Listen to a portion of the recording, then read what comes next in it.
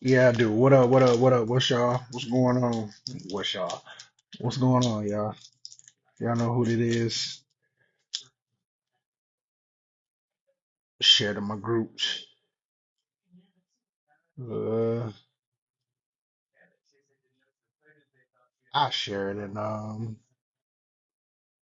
share in that group. And also, where's there they go. All right. What's good, y'all? Y'all know who this is. G Scott here, doing cigars and talk. Episode Burn 3. Burn 1 was all right. Just introducing it to y'all. Burn 2, it's kind of it was okay. Let's put it to you that way. Now we on Burn 3, episode Burn 3. Not Burn 2, Burn 3. So, just got off work. Had to get myself together. You know, you know what I'm about to do. What I always like to do. Smoke a cigar. As y'all see, I'm cigar choice again. Zulu. Zulu handmade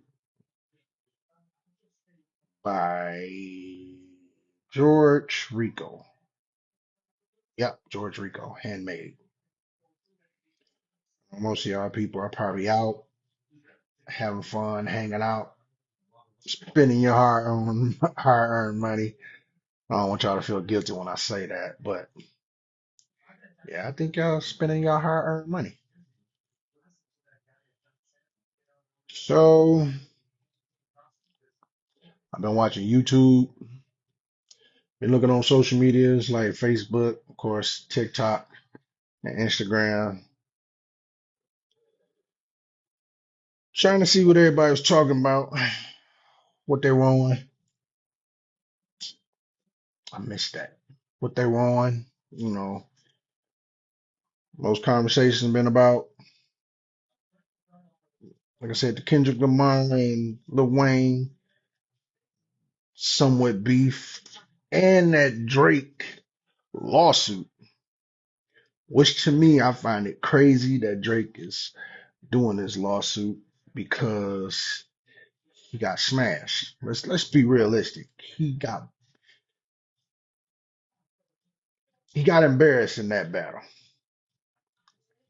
Whether y'all want to put it or not, I'm gonna say this. No, like Lil Wayne said, stay Canadian, bro. Stay Canadian. Like you should never tempted Kendrick Lamar. You shouldn't have. Like I guess he thought he was sweet once he got on Pusha T, which really didn't really do nothing for him. But I feel like he should have never got on Pusha T at all.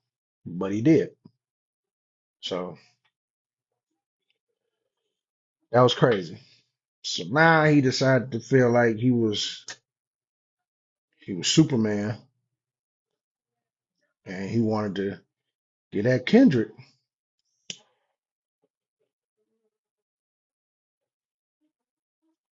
which I feel like that was a bad mistake. Kendrick told him up. Now you're gonna get a lot of people who say Drake got him, but let's be realistic. Drake couldn't do it. Oh, there you go. So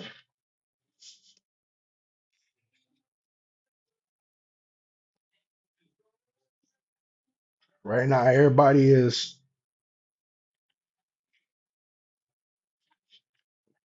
It's like a lot of people want Lil Wayne to come out and do this, but then you got people in the world itself saying, "Well, Lil Wayne, don't do it. Don't do it, Wayne. Don't do it. It's like, don't do it, Lil Wayne. Don't do it." Which is smart. I think Lil Wayne should just stick to doing what he's doing, chilling.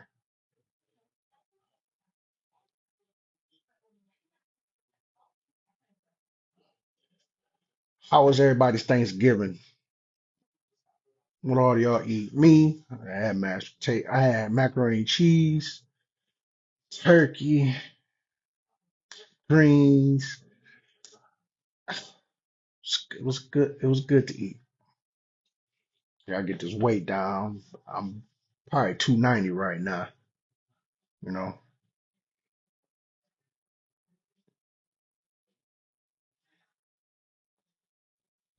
290 and don't even look 290.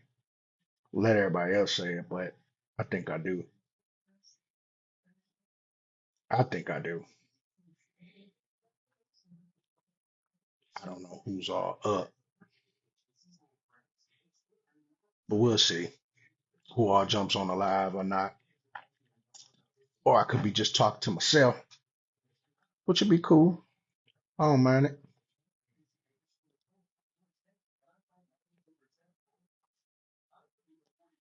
So I see the Detroit Lions, they're 11-1, alongside my Kansas City Chiefs too, 11-1. My boy Amar Hermes, he posted, saw his post, he said, Kansas City always get lucky. And I commented like, I wonder who y'all talking about. And he commented back like, you know what I'm talking about. I know you root for them guys. I'm like, yes, I do. And people be like, Greg, you from the D? Like, I get it. Yeah, I am. But that's my team. And I'm not knocking the Lions. Lions are doing a heck of a good job. They're winning. They're punishing teams. But what's for the Lions is they keep I saw that Chicago game, they kept getting injury after injury. That's not good. You're 11-1 team and you getting injuries out that one game.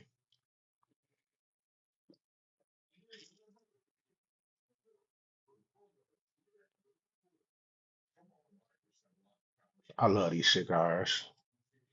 This one here. It's been my go-to lately. Another one right here that was 215. So definitely been my go-to.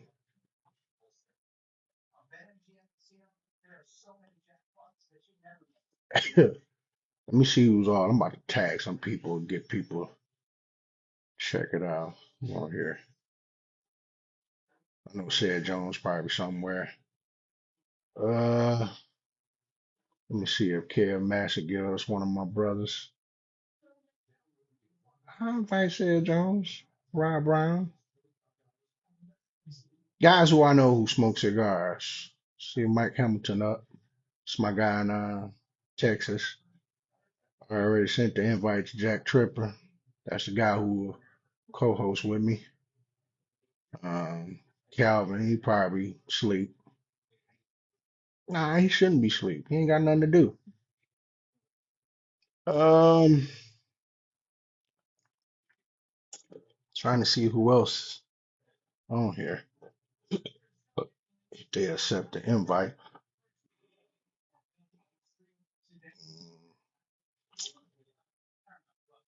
Travis, my cousin, that's Mr.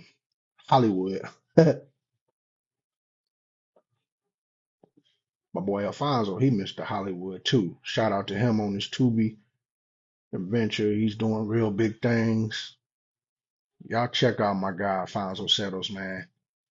He doing it big, man. Man, him came from the same area, grew up in the same hood. He's doing big things. My boy Alfonso can't go nowhere without nobody noticing him. I watched a couple of his movies on on Tubi. He did a good job. Proud of my guy.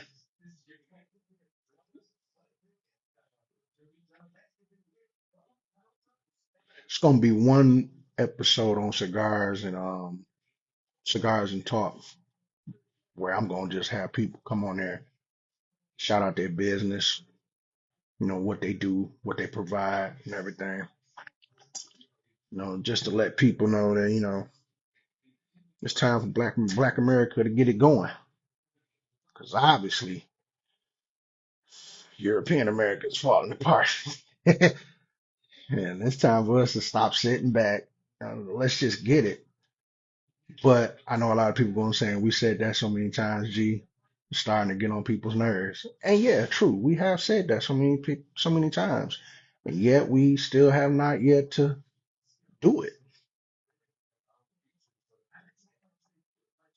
Y'all tell me, what do y'all feel like is Black America's problem with them not excelling and just going ahead, taking it, just taking back what they stole from us? Y'all tell me.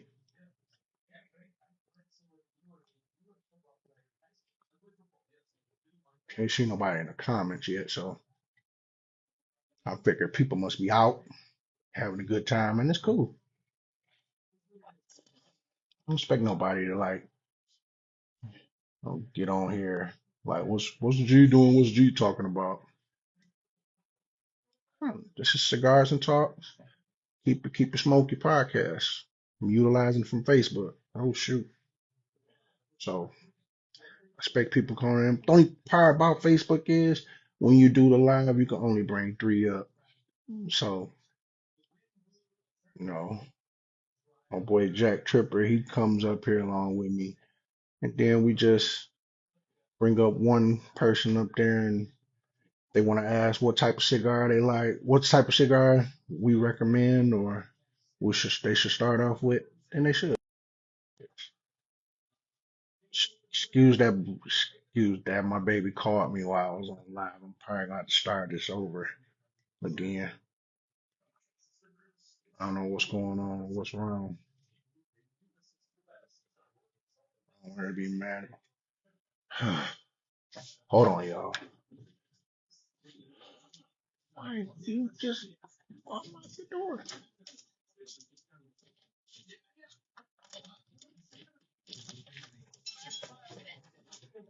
All right. Uh, all right, I'm back. I'm back.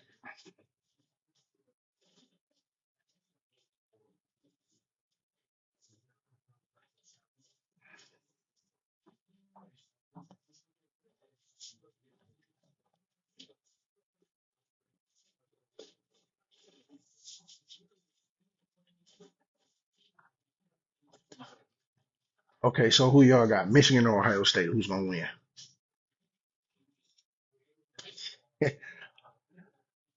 And let's not get it twisted. Yeah, Michigan hasn't been the Michigan that we expected, but with all the people that we lost to the draft, we assume that it'll get be that way.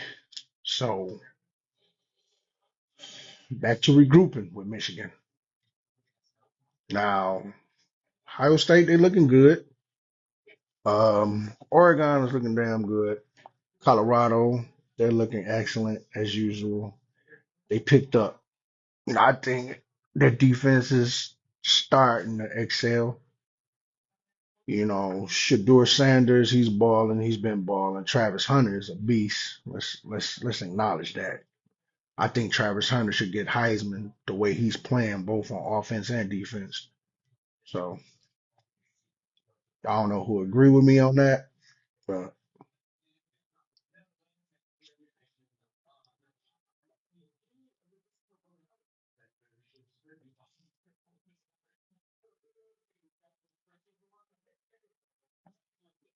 I did all that. Tell me, man.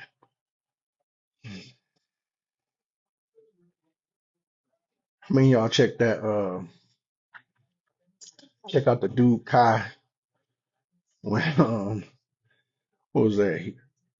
He had Kevin Hart on there, him and Drewski and little Bronny James. Bronny James, not Bronny, Bryce was there. Bryce went live with LeBron. They was all going crazy. What's up, LeBron? What up, LeBron? What up, LeBron? Yeah.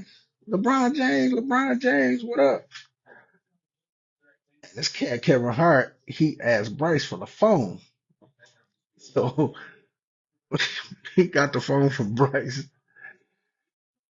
He just looked and he hung up on LeBron. Get phone back. Tyleel, Drewski, and Kai, they went nuts. I was cracking up laughing. I'm like, And like you a hater. Like Kevin just hung up on LeBron James FaceTime, man. Them dudes went nuts. Like I was laughing so hard, I was in tears laughing. You know what? Shout out to Kai Cenat. He really, young man, really doing big things, man. Being on T-Mobile commercials, mingling with Snoop Dogg, uh, Kyrie Irving, Kevin Hart, Drewski. He even had Snoop Dogg come to his spot. So you got the Dog Father come. That's crazy. And they did one little show. They did one where I guess Snoop Dogg was telling them they got to join him in a smoking session. The first round, the first round, he had to give each and every one of them a blunt. In that first round, that blunt, they have to smoke that blunt for 7 minutes. Then the next one they get, they're gonna have to smoke that one. No, he said first round for 7 minutes, you gotta take that straight to the head for 7 minutes. In between the 7 minutes, you gotta take that straight to the head. Then the next one is gonna be for 10 minutes. So Tyler was like, so we have to smoke that many blunts for 17 minutes. Snoop was like, "Oh, you very smart. You're very divisional." He's like, "So 17 minutes, yeah, yeah." And in that whole show, you could see Kai and all the guys in there like, "I don't know about this." It was like they were so nervous, especially dude behind. He was like, "I usually don't." He was trying to back out, but it was in the crowd with Snoop, and it was go time. Like I think Tylell, he was like he good with it. Kai was like in between them 7 minutes. So I'm like, no, 17 minutes. And he like, yeah, to the head, nonstop. Snoop a trooper. Can't see how Snoop, he's right. What he's got to be close to is like what, late, maybe mid 50, late 50, 60, and still doing his thing.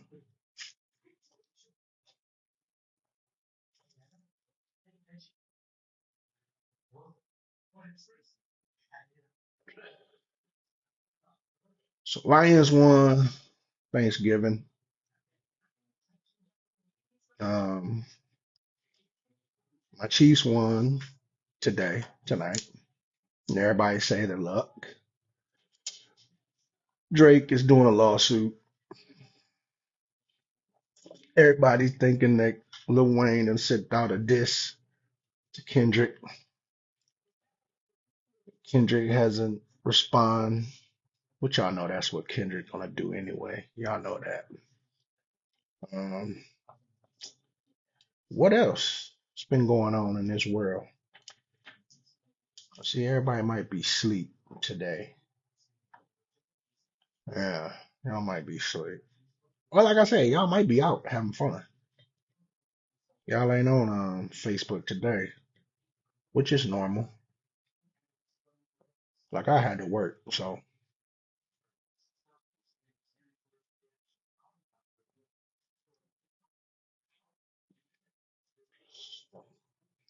but y'all tell me how y'all feel about Drake and this lawsuit thing.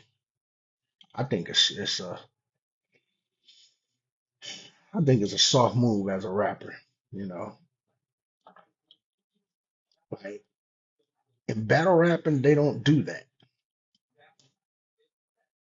In battle rap, you take your L, give out your hot 16 or how many, you take your L. Somebody said Drake figured like he can make the rules to this beef, him and Kendrick Lamar or whoever. Like if his rules, if you don't abide by his rules, then that doesn't count. But Drake doesn't understand when it comes to a battle, like rapping lyrically,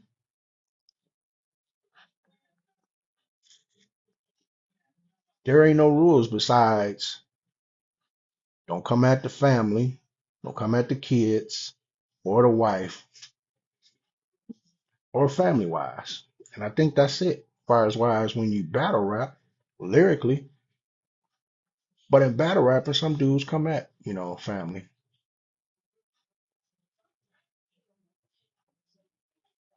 And then you got the guys that'll go back. And he had the little, I guess, called himself having his goons or whatnot, which was crazy to me. Like, let me say this: Toronto is a beautiful, Canada is a beautiful, beautiful country. I mean, it's beautiful. Toronto is beautiful from what I heard, and I just can't see, you know, nobody being tough like that over in Toronto.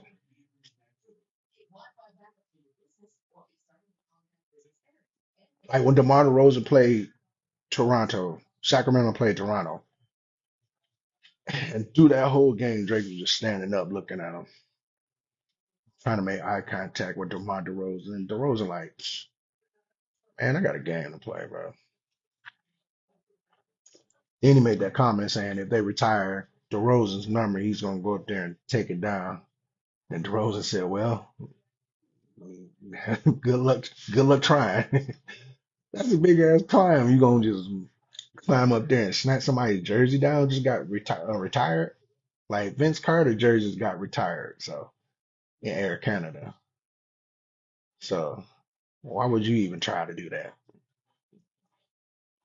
Like your hate is that real? That you mad that DeMar DeRozan being from LA was on Kendrick's video? Bruh.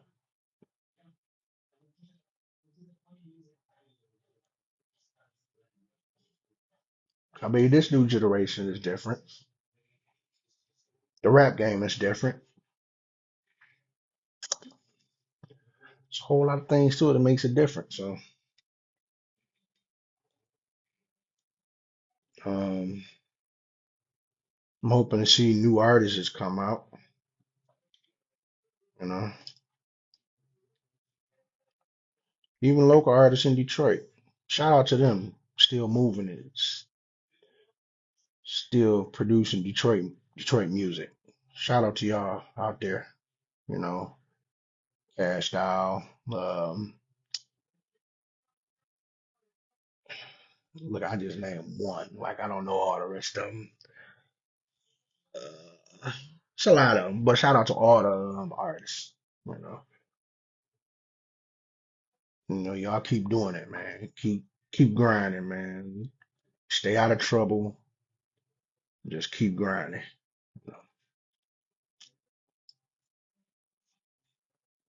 So I got one person checking me out, and then they about to disappear, like they just did.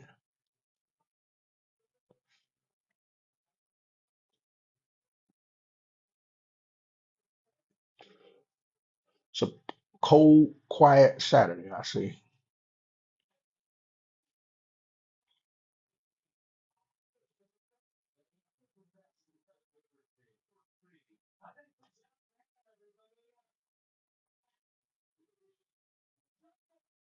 Cold, quiet Saturday.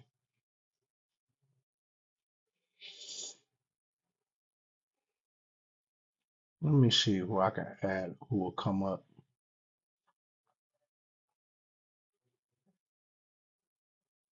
No, he's probably DJing. I bet my boy Rob, he's a DJ. Christian, that Shadow Gallery. Everybody's probably out hanging out. X Factor, he's probably either hanging out, sleep.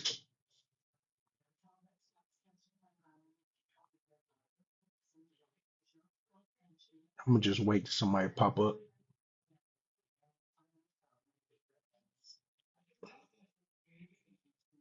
Andre Robinson, what's going on? How you doing, bro? How was your day, sir?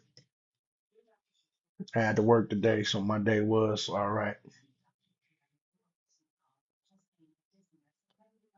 None, my man. As you see, smoking my cigars and talk.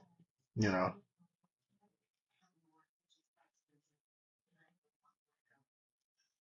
What you think about the Kansas City and Oakland Raiders game? Are you gonna say my team got lucky, or are you gonna say it was a good game? Yeah, it felt like I ain't gonna knock it. It felt like one of them days that should be at work. Like this Friday feel like a Sunday to me. I don't know why. It felt like a Sunday. You agree with me, Andre? I feel like it was a Sunday.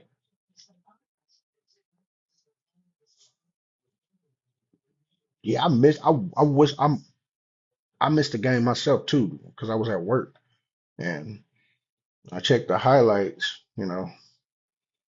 Score was 19-17. So I'm like, oh, it wasn't a high scoring game.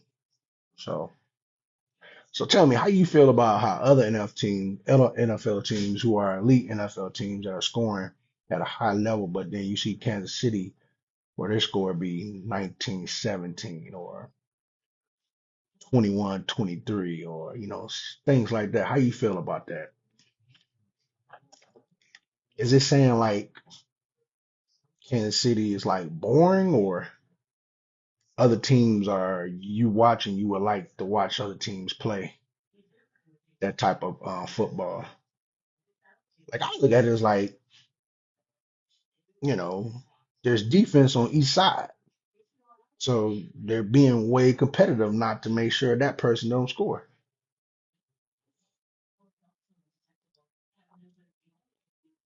Yeah. And Mahomes said it. They're just playing to get by. They're definitely just playing to get by. Mahomes definitely said that. To me, that's like, man, if he's saying that, that's crazy. Like, how can you be another team to just let a team who won two Super Bowls just to get by? Like, what's that say about your defense? What's that say about your game plan? Like, I'm not gonna lie, when they played Buffalo, Josh Allen wore that team on his he carried that team on his shoulders. He definitely did. That last play where he ran and got that touchdown, I was like, yeah, Josh Allen, he wanted that game so bad.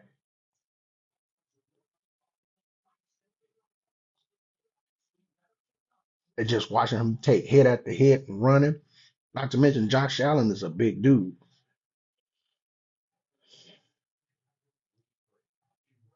Said Buffalo's iffy too. Yeah, because when it comes to the playoffs, man, I don't know what it is. I don't know what it is with Buffalo. Yeah, they have good games and bad games. I agree with you. They do. But it's like sometimes when they get to the playoffs, it's like, bruh, what, where y'all at? During the season, y'all going crazy. Nah, I don't know what to do. Like in TikTok, I go into people's lives when they're talking about, hey, let me tell y'all, these people on TikTok, bruh, man, these are some true fans of their team. Like one guy, his name is called Bills on Top. His name is Jakor. He's a big Buffalo Bill fan. Josh Allen, all he says, Josh Allen MVP. He's getting MVP. And you got you got women on there who are Baltimore Ravens fans to the death of them. Philly fans go crazy on TikTok. And then when it comes to KC, they be like, man, refs help y'all out. And I be like, oh Lord. But yeah, I agree with you. They do have some good games and bad. I'm just want to see how they react in the playoffs too. Oh, I watched that Lions game on Thanksgiving. And they picked up a couple of injuries that they should not picked up. I don't care what nobody say. Any NFL team that's elite up there in the ready for the playoffs should not be picking up any injuries. Like right now, Philly doing well on the top of Saquon Barkley balling. Let's be real, he's balling. Like I've yet to see a defense like. Literally, like keep this guy under 100 yards.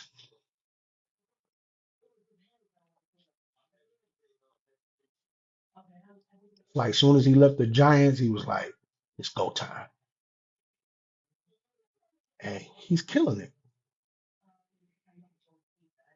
Like I think Philly ought to thank God for getting Saquon Barkley. Definitely ought to thank him because I mean, without Saquon, Philly got Brown. You say it's crazy, but the Lions is the team, and Philly might be the Lions' only problem in the playoff. That's true, and there's a lot of people that say that. There's a lot of people that's saying that they can't shy away from Philly. Like I don't see no other team in the NFC besides Philly that gives the Lions a problem. I don't see it. You know, right? Best team. I know what you meant. And I want to say Green Bay, but my thing with Green Bay is can Jordan Love get away from the pressure from the front four of the Lions or any team? That's the problem. No, only quarterback I've seen who get away out of pressure, well, quarterbacks who I've seen get out of pressure would be Lamar, um, Josh Allen, Mahomes, and I would say Jaden Daniels, but he's been all right in the pocket. Nobody has really put no pressure on him. Yeah, yeah, but Green Bay I can see, but Minnesota I've yet to see Donaldson get tested. Think about it. They had J.J. McCarthy from Michigan balling through the preseason, and he gets that injury. Yeah, Lamar, he got to work on his accuracy, man. Lamar definitely got to work on his accuracy. Lamar is a heck of a quarterback, but that accuracy, that's his Achilles right there. Like to get a man downfield open and you just launch it. Yeah, and his decision making. Yes, I agree. But to get a man downfield open and you launch it way over his head where he can't get it, and it's not accurate into that spot where he's going to, that's big. So that's something Lamar. I thought he'd have been done worked on it, but he still got to work on it, especially the decision making. He definitely do. I feel with Lamar by them getting Derrick Henry, Lamar should not have no more touch. No, he should not have the most touches than Derrick Henry. True, he hasn't developed that touch. No, I mean, how long did it take for Michael Vick to develop his touch in the NFL? Or would you say Mike Vick is different from Lamar? What you think?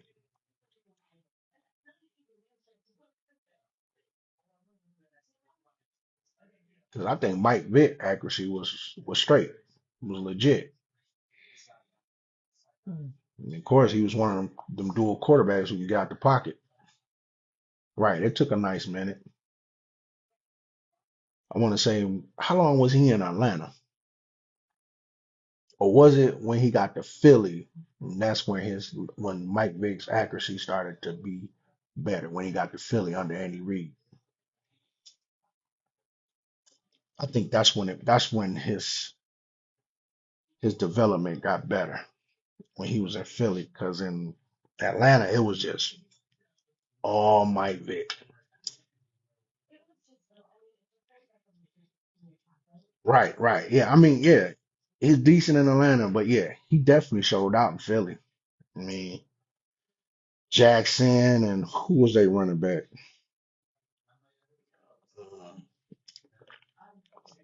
was Jackson, and their running back was,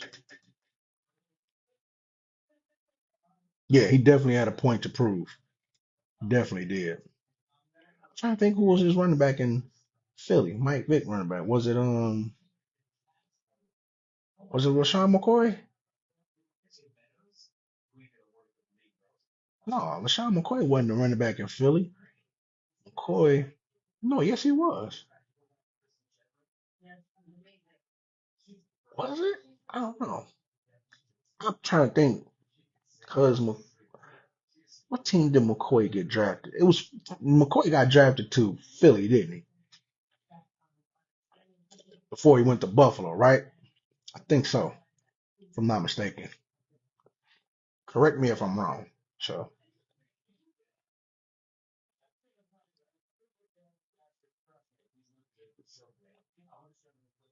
okay, good, yeah. He had McCoy, right? McCoy, Jackson.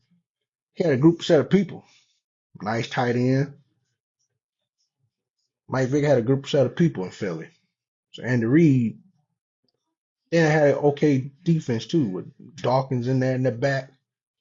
Uh, yeah, he had a good defense, so it was straight. So, but I think for the Lions, if the Lions can get past Philly, Lions is in the Super Bowl. I'm gonna say that they can get past Philly, they're in the Super Bowl because that's the only team that's blocking the Lions from getting there.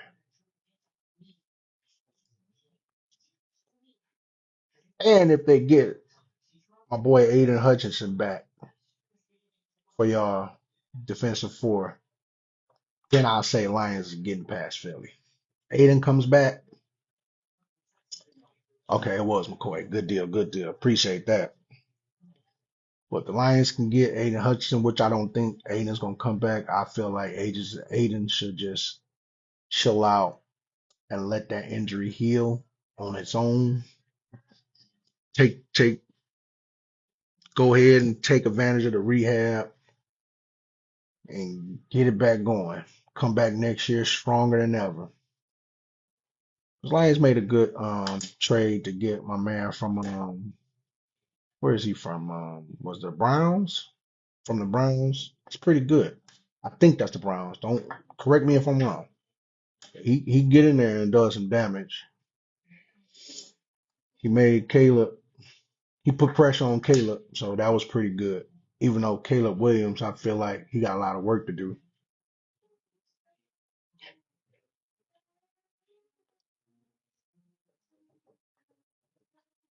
You say that's saying a lot from you, huh? Yeah, the defense is wise. I think that coach, the coach of the defense, he really.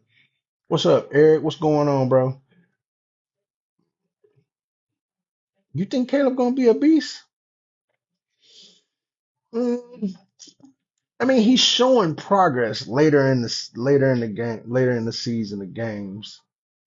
Like he showed promise against the Lions, but that coach managed wrong. Let's put it out there. Chicago Bears coach, he did a horrible job. The Lions won. The Lions won. I think Chicago would have got away with the win, but that coach mismanaged it. So Lions, they won. I just think the Lions are such a good team. Only thing I don't like what the Lions do.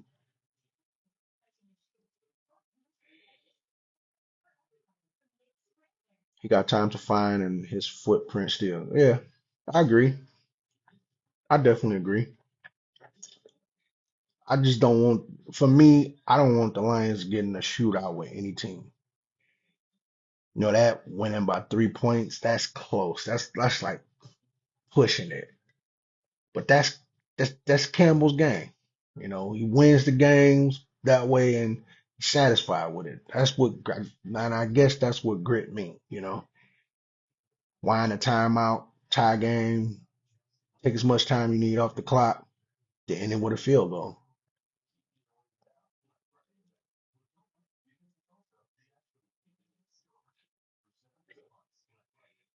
I know, I know. Trust me, the Lions. I'm not gonna knock them. They're doing hella good. The Lions is really they showing out. Yeah, it shows it all. It does. Like to still keep Golf as your quarterback after that last game where he had them 5 interceptions, but still win. That speaks volumes. That speaks volumes. Even though don't nobody want their quarterback to have 5 interceptions, during the game. But to still like Dan Campbell to still have that faith in his number one quarterback, like no, we still gonna win with him. That speaks volumes.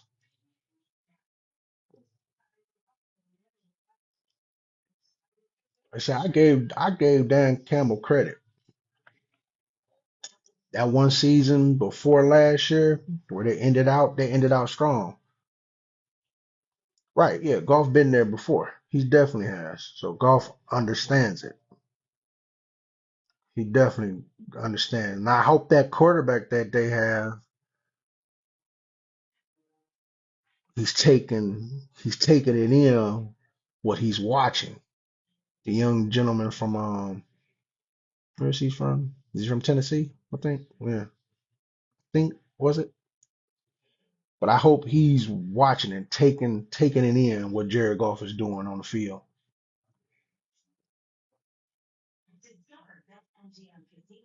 So and Jared Goff is still young too at that.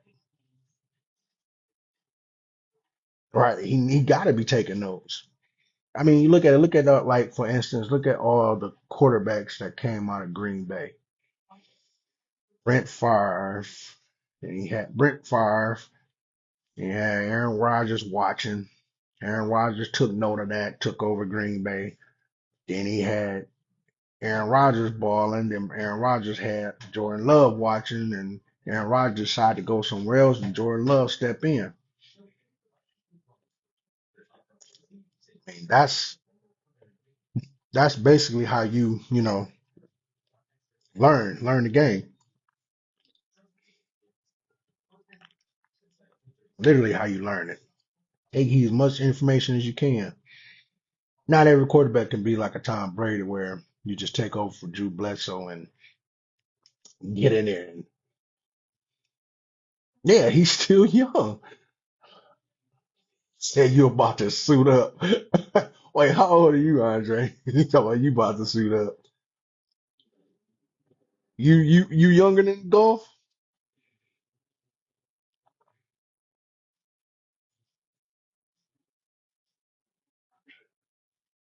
Yeah, you 34. You still young. I'm 45, so I can't do it. Mm-mm. Shoot, playing basketball and trying to believe I can still dunk. No, no, no, no, no. I can't dunk. I may can get in the post up, but trying to dunk, that shit hurt. The last time I dunked, man, when I say my legs was hurting, bro, dog, I was looking for the icy hot. I was looking for anything that could just take this pain away.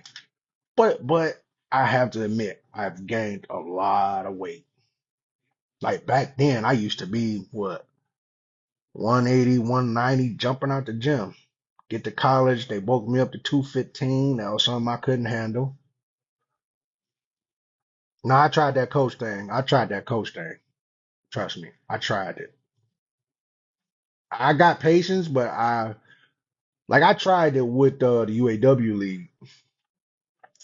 These are all grown men who you trying to coach. And when it comes to basketball, everybody think they know it all. And I tried it. It's too many egos. Now, maybe with the younger generation, like high school, maybe as an assistant, I start off as an assistant coach. They don't. They don't. Everybody feel like they know it all. I mean, I have some cats that do listen, but for me, coaching the UAW league, I'd rather just be on a team and maybe come off the bench and give you like good 8 or 10 points. I mean, I may can get 20. Who knows? If I get myself back in shape, I mean, I still got that post game. That ain't left me. That never leave me. Far as wise, me trying to dunk, that left. Unless I can just find a fountain of youth. Yeah, that's true. Or they'll come to the game from party and be drunk and still hooping. I'll be like, how do y'all do that, man?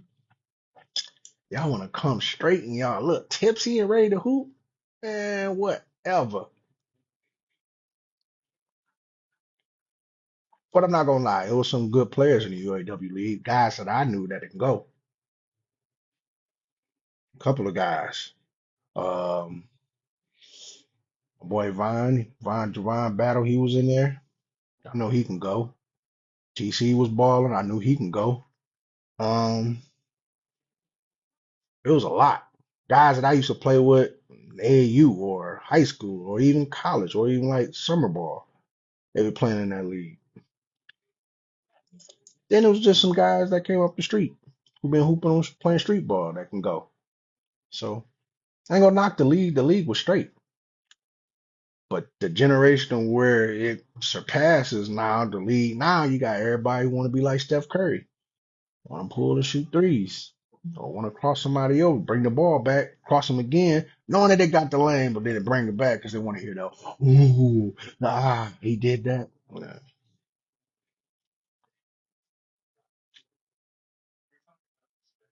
Just like the NBA now.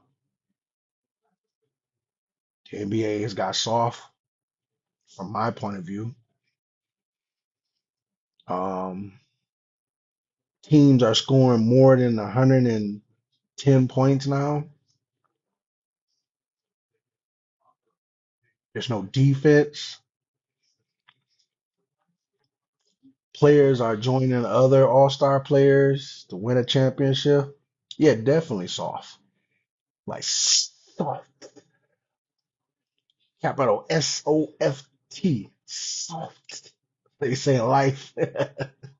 He one of them soft. He one of them soft boys. Don't no man call me soft. Yeah, the league has got real soft. Especially with the Euro step, the step back, which tell everybody that's a travel.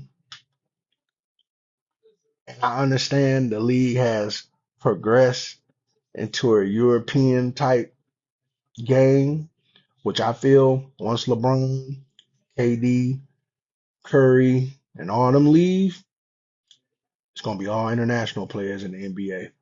Mark my words, I'm telling you.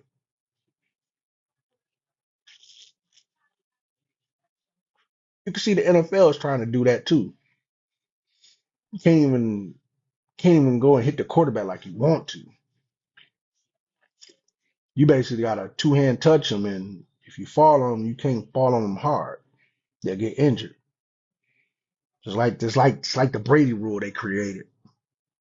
I don't know if that's a rule, but that's what I feel like. You say ain't no defense because there ain't no contact no more. He says rugby with two-hand touch. Right. Definitely. And it's just like I like the football where like guys like a Steve Atwater, Mike Singletary, Ryan Clark, just straight going head up at you, breaking you down. Then one thing the quarterback should not do, never throw the ball in the middle where you're gonna get your head knocked off. That type of football I miss.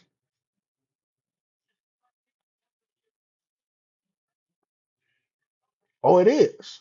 Oh, you know what, RJ, I was just making that shit up, bro. I didn't know it was a Brady rule. Damn. Damn, Tom Brady, that's what you do? So you did the same thing Mike J did. Oh, definitely crash course. Ball wasn't life. Definitely. The Reggie Whites, the Mike Singletary, Steve Atwater, Ronnie Lott. So many players that brought the helmet to the pads. Only way you know you was a true headhunter is you had meat on that helmet. That's football. Now, like you said, it's rugby, two hand touch. They might as well just play flag football. Because now every hit is considered targeting.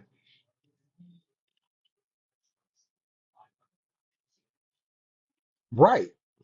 Barely cussed out refs and nothing happened to him. You're right. I agree. I definitely agree. Now just I know the refs got to be tired of throwing so many flags. So you got more respect for flag. Well, at least some guys try to get out of order on flag, you know. They'll mistakenly tackle the guy, be like, "Nope, I'm gonna grab this flag and still tackle you, bruh. Make sure you down so they know." I ain't seen a flag football game yet. I'm trying to go. I know some guys be doing that, having flag football leagues. I'm gonna check one out. But yeah, sports game has changed. Even baseball. Now they got those say they be deadly, huh? Yeah. You got young ladies playing flag football and they be crucial. Seen one girl on social media, 13 years old. She nice. Come on, nice in flag football. Nice. Like Justin Jefferson's little brother. Nice. He gonna be the next JJ. That little boy, nice. Yeah, that's what I'm saying. 13-year-old girl, she nice with it. When she catches the ball, you might as well make sure you got ankle braces on your ankles because she whoop, whoop, taking you. Then she can touchdown, do her little dance, embarrass you. Tell you that she her. She like I'm her. Like it's crazy.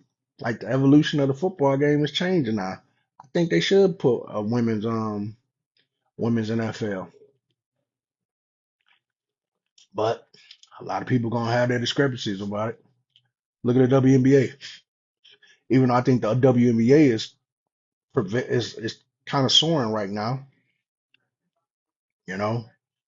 Um, I'm waiting to Juju get in WNBA. She can go crazy.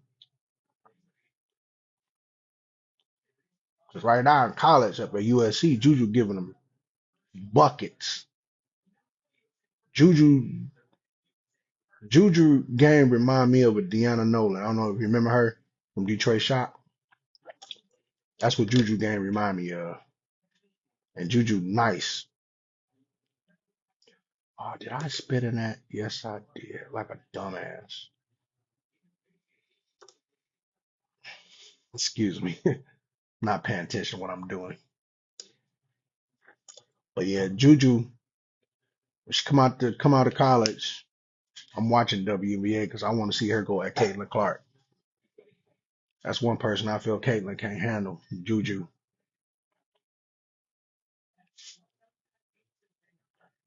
And Caitlin, she's still gonna be a problem in the WNBA because of her range of shooting threes. Once she put away the arguing at the refs and expecting to get every call, she gonna be legit. She definitely gonna be legit. I think homegirl for the Chicago, who's that Chicago Sky? Angel Reese, I think she need to work on her footwork and her post game. Work on her layups a little bit better too. Got nothing against saying men and women should still separate, but as we especially, but as we as wait, you took that down. What you got to redo it? Then like a comment, put it back up. Maybe somebody gonna tag back in. So people tuning in, this is Cigars and Talk. Keep it smoky. Burn episode 3.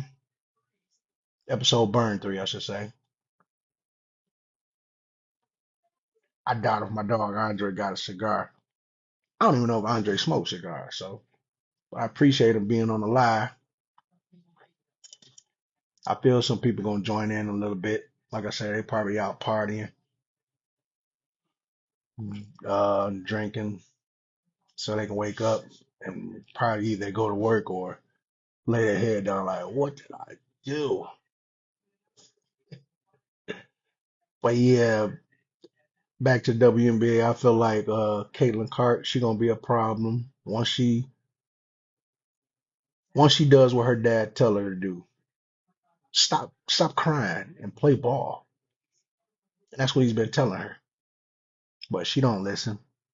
She feel like she gotta deserve every call. Girl, you a rookie. You ain't got to that stature yet. Um Homegirl in the Las Vegas Aces, she gonna still keep balling. She a beast. If I could just remember her name. Okay, you put it back. You say men and women should still be separated. We as fans should attend more often, especially the women, so they can get paid. Come on now. I know my fingers is big to see the rest of the comment. There you go. So they get paid what they deserve. I agree. I agree. Because the veterans that started the WNBA, Rebecca Lobos, Cheryl Swoops, Cynthia Cooper, who was a beast, um, Lisa Leslie,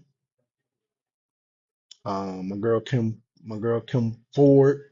I met her in the airport. Cheryl Ford, Karl Malone's daughter. She was cool. She was my height. I'm like, girl, you that tall? Damn. Deanna Nolan, who I thought Deanna Nolan was like a Rip Hamilton to me. I remember seeing her come up at Hackett, killing some fellas, giving them business. They like, man, why you let Deanna Nolan kill her? I can't stop her. She killing me with that 15-footer. There's a couple women that I know that can go. I remember there's one girl named Anthony Robinson from Oak Park. She can go. Maxine Reese, she can go. It's a lot. It's a lot of women who played high school basketball from the city that can go. So I fuck with women's basketball.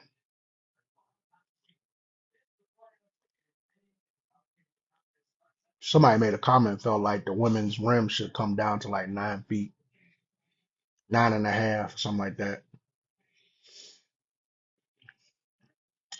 I say I was about like 50-50 on that, you know. But it'll look good for the sport, because now there's women dunking. That's crazy. There's women dunking. Say the ladies back then was animals for real, for real. So nah, they can in the NBA today because the guys too soft. Say they can get up in the NBA, huh? Yeah, 'cause them guys hate being touched. Like in the NBA, there's no post play no more, and that's crazy. No big man is willing to get on the block and get down and dirty on the bang game. I love that. Being in the post banging dudes, that was my thing. This NBA, even Anthony Davis, much as a big man he is, he don't want to get down in the post. Or he's getting pushed off the block. up towards 3 point line where it's settling him where they want to see him shoot a jumper. When his game should be treacherous down on the block. Guys steer away from that now. Post game is not there no more.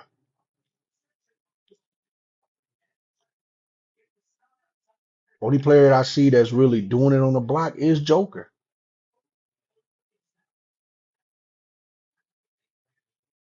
All the big men today shoot threes like a PG. Shit's crazy. Yeah, but I give Joker props. He versatile. People forget Joker used to be a guard. His game is versatile. I like Joker's game. If you stop him outside, he gonna go down on that block and bang you. And he's like Kevin McHale down there. Joker be giving big man fits. That's why I think the only big man who didn't have a problem with guard Joker was Dwight Howard. And Dwight Howard is trying to get the Lakers to bring him back so he can help them. I felt like the Lakers should have kept Dwight Howard on the squad because you could put Dwight Howard at center and let AD be the power forward at the position that he want to play, which is power forward. AD wants to shoot threes and drive the lane. He didn't want. He don't want to go on the block. He'll go on the block, but he don't want to be that guy that get the dirty points like Dwight Howard was doing. Dwight Howard's getting those dirty points, the putbacks on the weak side of the rim where the ball miss. What? Where the ball will miss on that weak side, maybe 50% of the time. Dwight Howard was cleaning up.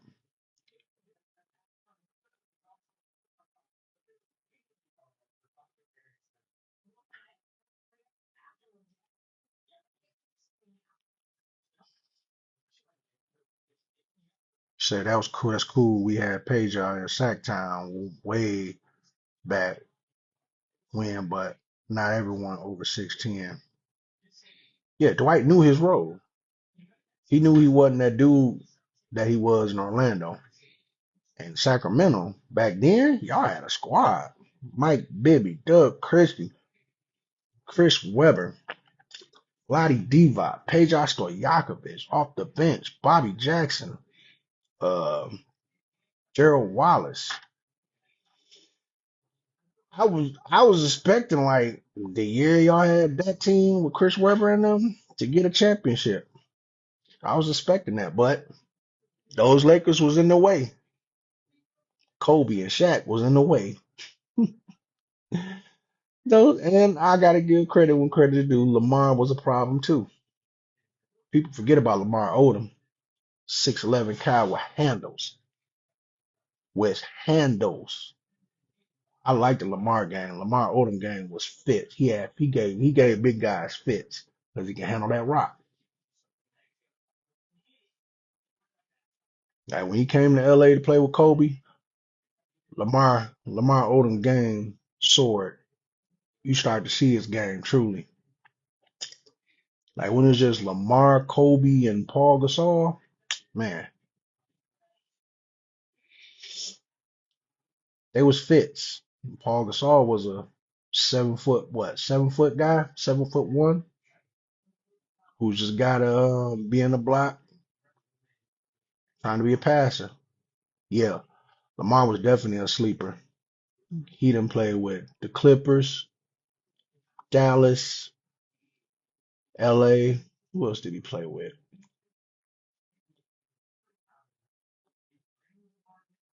Trying to think of all the teams. I guess them three. Just them three that Lamar played with. Yep.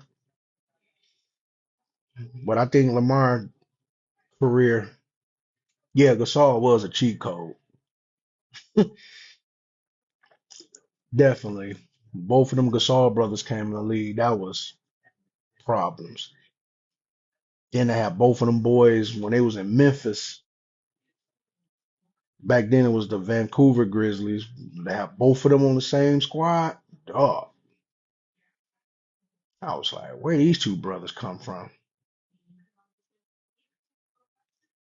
Now you got the NBA now with the Giannis Antetokounmpo. And he has brothers that can play, but they're not as good as him. Like Giannis kept that one brother paid, and he was sitting on the bench. Like I found out in that contract that you had to pay his brother in order to keep Giannis on that team. And that's crazy. Like your big brother's contract keeps you paid, keeps you on that team. That's crazy. But hey, star players like that who got family members who can go and not really, I mean, family members who can play ball. Hi, Shannon. How are you?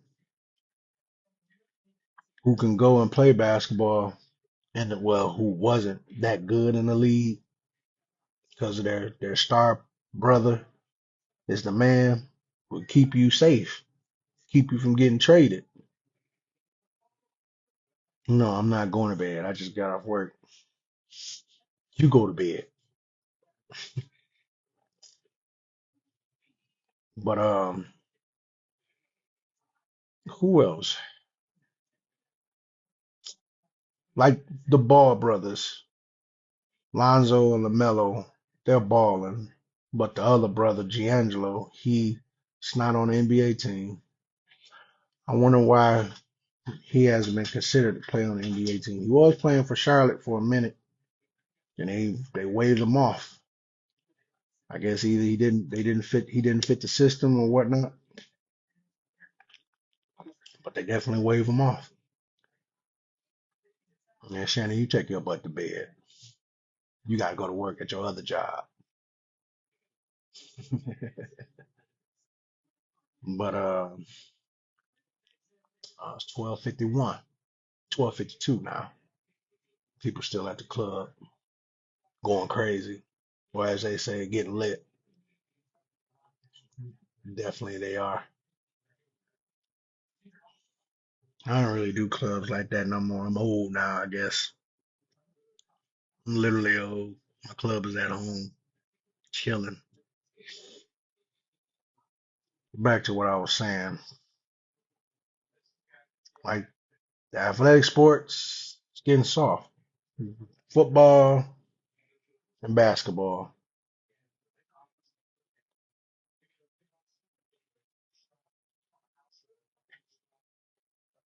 I wish basketball never changed,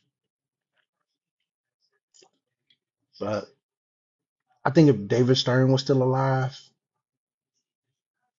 I think the game would never try to go all out in the in the international level. But I think that was their plan though, still to bring international players to the NBA. I think that was their plan. So hey, they're here and they're ready to take over the NBA. Because like I said, once LeBron, Kevin Durant, Steph Curry, James Harden, Westbrook, um, who else? Um, yeah, once them dudes leave, that's it. Yeah, once they retire, I may or may not watch the NBA because I don't see no one being the face of the NBA right now. Only person I think they'll make the face of NBA is Victor Wembanyama because he's politically correct for the NBA. You could have made Zion, but Zion can't stay out of injuries. Could have made John Morant the face of the NBA, but John Morant, he's trying to be a reincarnated Allen Iverson with hops. Um, who else? You can make Giannis the face of the NBA, but he's international, and I don't think Giannis want that exposure like that. Giannis just want to come and hoop and get championships. Or you can make Jason Tatum that dude. But Jason Tatum, for me, he got to show that in the finals he can show up in the lights. Like that championship that Boston got, it was all because of Jayden Brown. Said I don't know because I don't watch the NBA no more. I barely know six players' names, honestly. I get it. And that's the NBA's problem there. And the reason why the NBA's problem is like that is because the league got too soft. Like you say, when teams are scoring more than 110 points plus, you get tired of watching games like that. Like, where's the defense?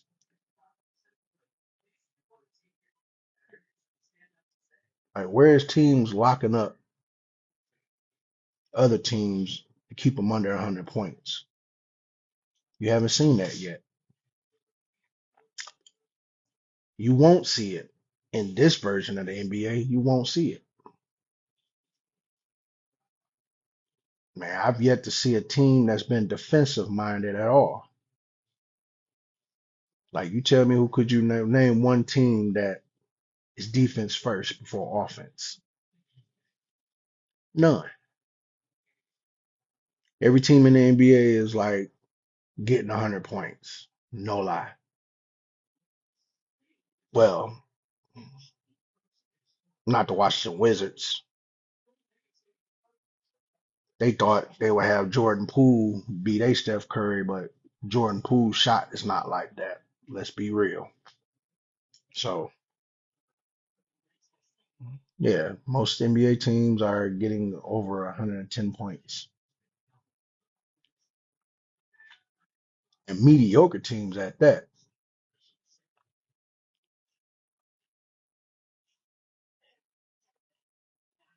Say they might as well inbound the ball like NFL do kickoffs now. Don't nobody move. Right. I hate that kickoff though, man. Go back, take that away. It makes the game, it makes fans be pissed about that. I hear a lot of people say they don't like that. Kick it off and everybody is standing still until that guy catches it. Or flag it down saying it's a fair catch, or let it go into the end zone where it's a touchback. You move to the 20-yard line. I don't like that, man. It really like makes the game not exciting. So you gotta wait to the kickoff before you see some exciting plays. That makes the game boring almost. That's just me.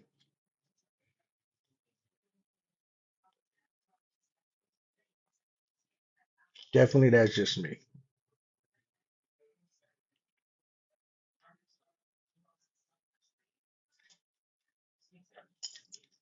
Shoot, you even got the kickers not tackling. After they kick the ball, they're tackling now. It's crazy.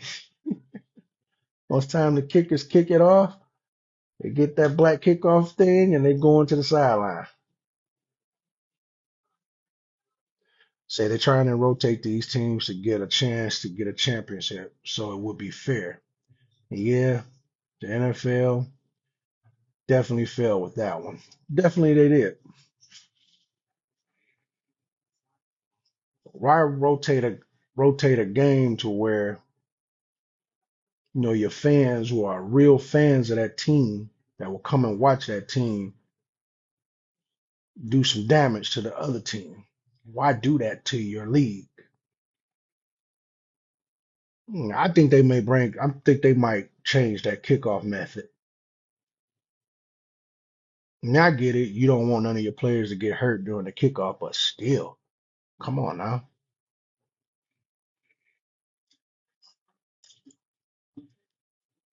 Andre, you say you're 34, so you follow the rap game?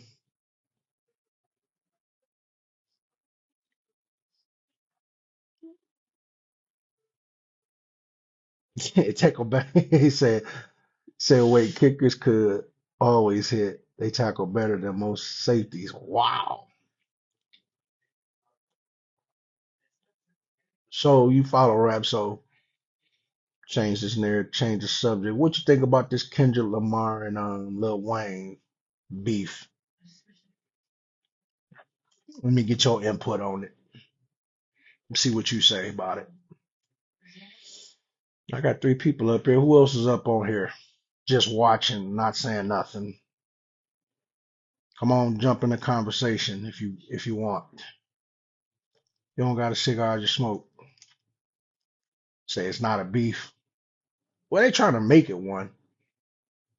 I think people just trying to get Lil Wayne to come out with that last Carter album. That's what I think they're trying to do. So they trying to stir up the pot to make it like, all right, Lil Wayne, you got to do something. What you gonna do? What you gonna do, Lil Wayne? What you gonna do? I think that's what they're trying to do to me. Even though I feel like Lil Wayne should just sit back, make that Carter album, and go out, go out in style.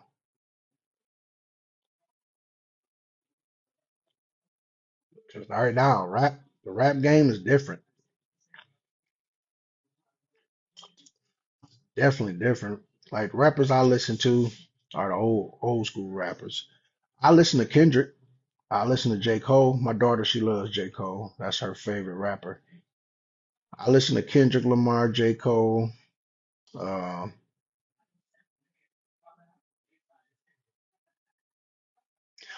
right. I was saying the same thing. I don't think that was a diss toward Lil Wayne. I don't. What you just said, Kendrick said he felt like he let him down and people blowing it out of proportion. Right. I agree with you. But I think that's people wanting Lil Wayne to jump in and create it as a diss when it wasn't. It's not a diss.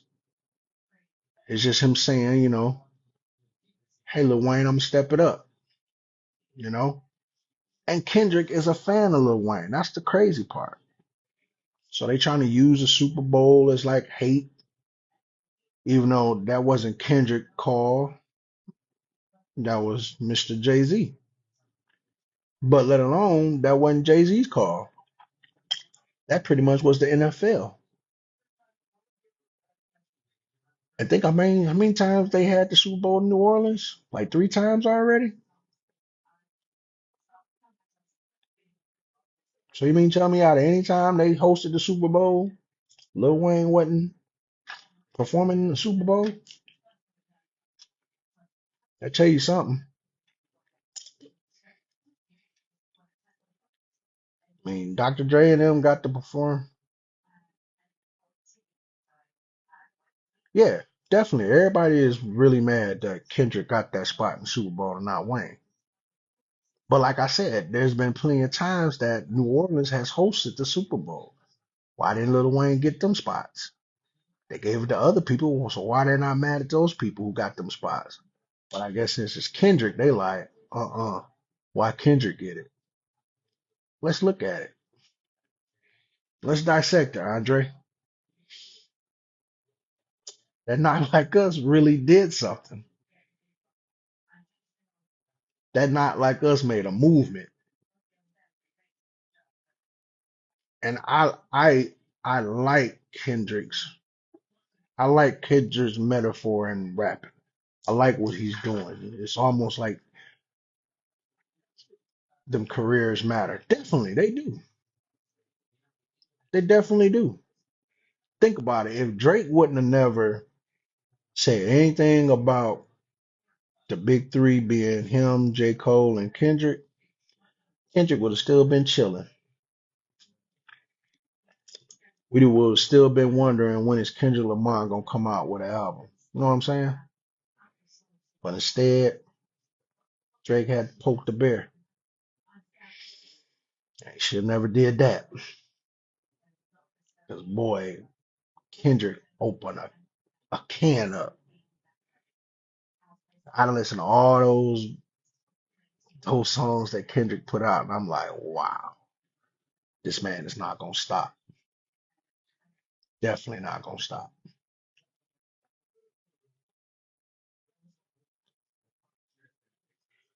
Like that Euphoria, that Euphoria, I ain't gonna lie, that mud was lit. And the beat was just crazy.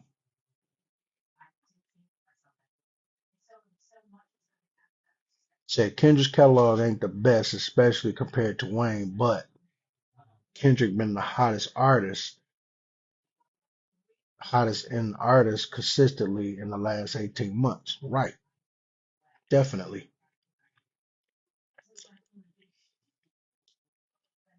I agree with you on that. I definitely agree with you. Gotta like that one. I agree with that. I mean, look at Drake. After that, Not Like Us, yeah, that album, I be listening to that whole album going to work. Yeah, out of nowhere, right? My, I got like maybe, man, it's that turn the TV off. Yeah, Drake been real quiet. He trying to figure out how he can get this, how this lawsuit gonna help him. I tell people Drake got to pay them people money. Took that 400 million, and none of his albums during that beef with Kendrick didn't have legs. It couldn't carry on like Not Like Us or Euphoria or Family Matters or man, it couldn't carry. Like and it's a lot, and you know what? It's a lot of Drake people that yeah, him having DJ Mustard is a beast. I'm not gonna lie. Mustard is definitely a beast. That Not Like Us and turn the TV off. I'm like, wow, he got Mustard again. Say Mustard, no, he ain't holding him up. That dun dun dun dun dun dun dun dun dun dun dun dun dun dun dun dun dun. I love that beat. That beat goes so hard. I like Mustard. God, please stop. I'm waiting to see what he do with Metro if Kendrick let Metro Boom get with him too. He gonna do it again. So supposedly they saying Drake supposed to come out with another album to retaliate to that Kendrick Lamar's.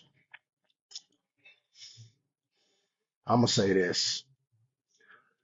So all you Drake fans who really rock with Drake and love Drake, y'all better hope his ghostwriter been writing on that pen. Because right now, all Drake been writing, papers to file. Yeah, they don't want them tears, right? They definitely don't. And he sent Drake home crying. Like he went on a one guy who was part of the streaming network. I forgot his name, but I think he's from where Australia or something. And he was playing Kendrick's music and played that Not Like Us. And Drake got up and left. Like if you just saw Drake's face, Drake was like, I can't seem to just get away from this guy. I just can't.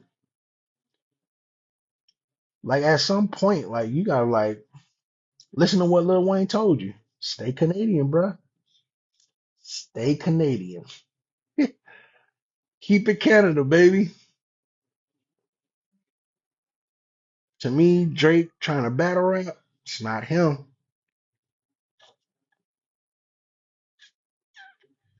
He done cut the braids off, went back to the haircut he was when he came out, how he started his career. Yeah, they do. Kendrick and Mustard definitely got that Gucci and Zaytoven chemistry right now. They definitely do. I agree with you on that part. Cause like everybody is playing Kendrick's album. Everybody. And the Drake fans are waiting on Drake. But Drake's not saying nothing. Drake's trying to figure out how can he come back. Like people like he killed Pusha T. He didn't really kill Pusha T. I think Pusha T was like, all right, I ain't gonna mess with this little boy. I'm done. Let me get back to my family. Get back to making music. And Pusha T appreciate the game.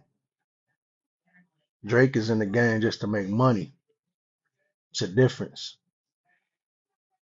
Kendrick Kendrick appreciate the artistry of rap, the artistry of being a lyricist. Drake is making money.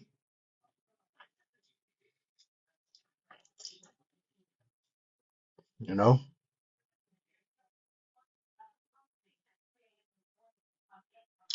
Drake, what you gonna do, man? How is your album gonna top Kendrick's album? You ain't got that one song with that Luther Vandross one.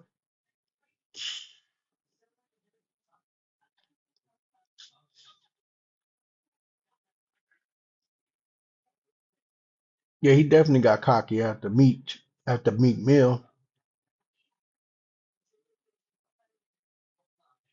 Yeah, right.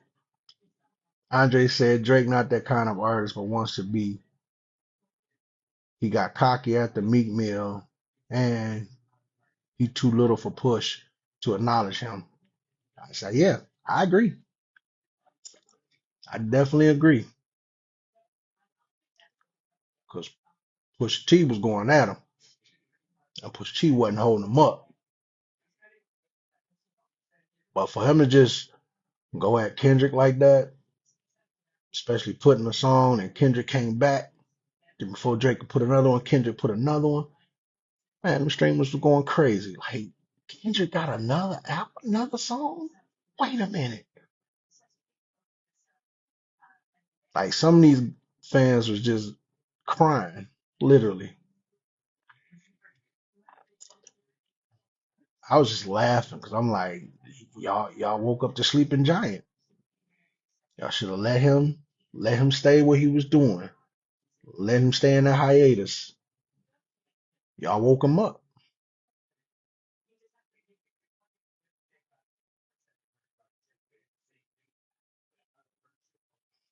Y'all woke Kendrick up. Oh yeah. Yeah, that squabble up. That was definitely meant for Drake. Definitely meant for Drake. Yeah.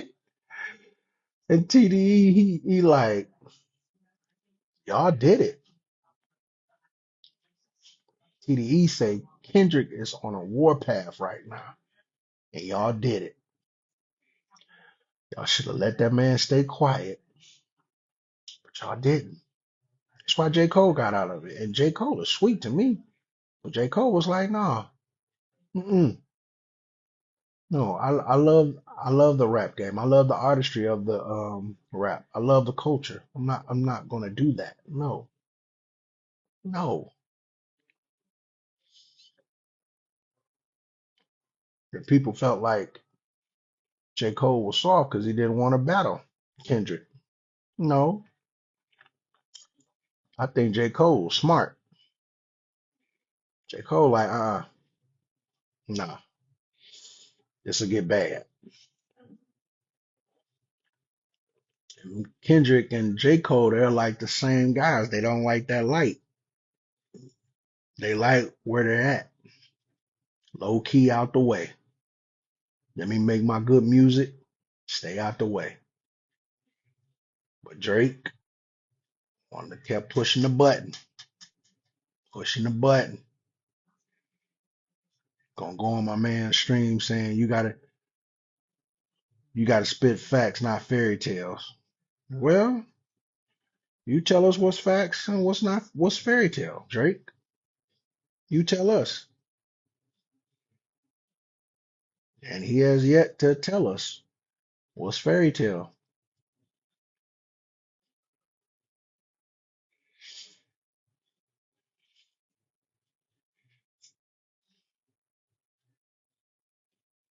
Say Cole not a battle rapper or a beef rapper, even though he do be sending shots. Be everyone know, but everyone knows he's not that type of. He's not on that type of time. True, I agree. J. Cole just about making good music. That's all J. Cole is about, making good music. And J. Cole gonna stay in that lane because he still got his fan base.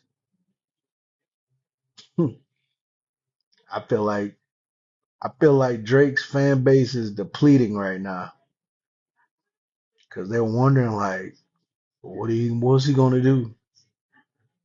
What's Drake gonna do? Drake, come on, do something. You can't let Kendrick do this to us. They're all taken up for Drake.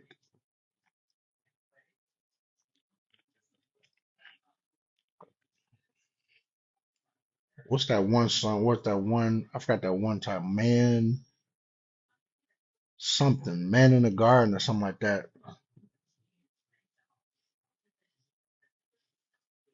He at the end of it, gonna call yourself the GOAT and say mother. I was like, whoa, that was a shot at. I think that was a shot at Drake.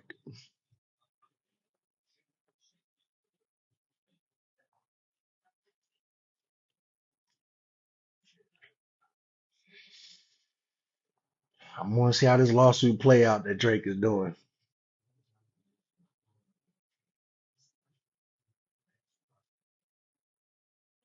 I understand, bro. I understand. I always try to keep two at home. Normally I have four cigars, but today I got two. One, here's the other one. I'm just trying to bring people light into the cigar world. I know everybody smoke their blunts. And that's the thing right now, but the cigar world, man, it's epic. The networking, the good vibe, I love it. It's epic. When people smoke cigars, you don't know who you meeting. I tell you how many the cigars that I've tried. Say, I hope he failed in this lawsuit. He really in his feelings. Definitely he is. He definitely in his feelings. I told people he doing this lawsuit because you know he got to pay that money back. That 400 mil. What was it? UMG? UMG? UMG? Yeah. Let them take. He gave his catalog and everything for that money. Why would you do that? Okay, that's what's up. What type of cigars? What type of cigar your wife like smoking? Does she like sweet cigars, or will she go into the Connecticut habanero, the Maduro, or the Robusto? What she like smoking? What's her go-to cigars? I should say. I know a lot of women who will smoke. Yeah, they definitely got him in the chokehold. They definitely do, and that's why he's crying right now because he know they got him in the chokehold, and they tried to tell him. Okay, she like the sweeter ones. Yeah, okay. Tatiana's got all that. There's a leather rose, and you got a Java mint, a Java latte, uh, and a Java cherry. Yeah, it's a lot of women who go. Some women will go there, and I know some women who will go in the Maduro lane. You know, but yeah, UMG definitely got Drake in the chokehold for 400 million. I don't want no type of debt like that. 400 million, you got to keep. Yeah, that's me. I like the harsher smoke. I'm a harsher smoker myself. I like that feeling I get from a cigar. Get me in my place of relaxation, peace.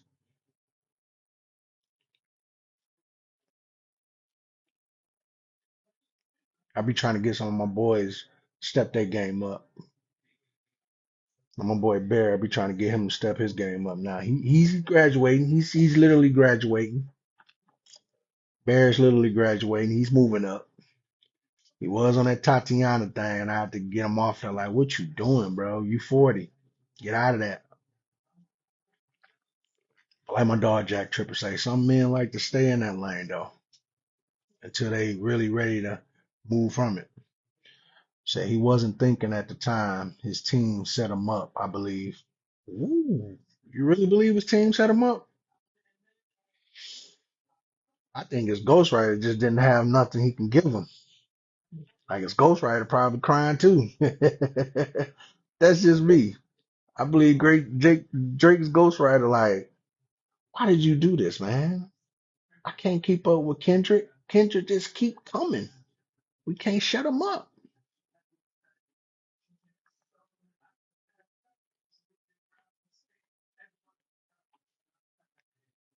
Like when I heard that Not Like Us, then he said mustard on the beat. I say, uh-oh. Like my man on the stream, he's like, he got mustard. Say he got mustard. It's over. Then to come with Metro Boomin. And to have, what you mean, which one? Then to have Metro Boomin have um God,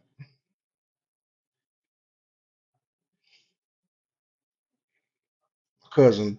I can't think of this artist that Drake had Metro Boomin is Metro Boomin Drake Metro Boomin Kendrick and damn,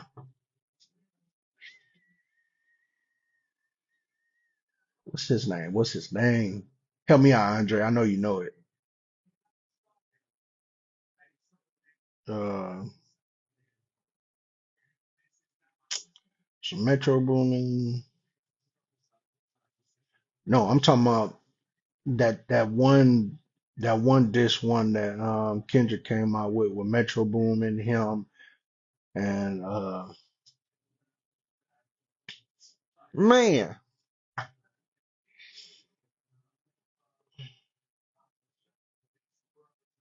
Sierra's old baby daddy. What's his name?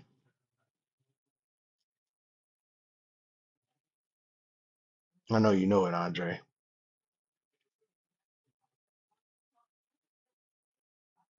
Can't think. I be forgetting his name. Say, but Kendrick started it with that feature with Future. There you go, Future. You think he started it? I thought Drake did.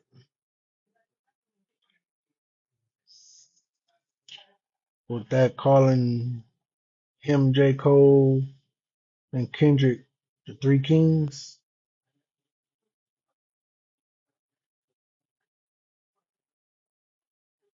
It's just Big Me. Bah. Yeah, that's the one. Yeah, yeah, yeah. But yeah, I think Drake started that though.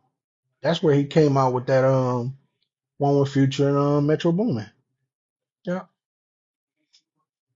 I think Drake pushed the button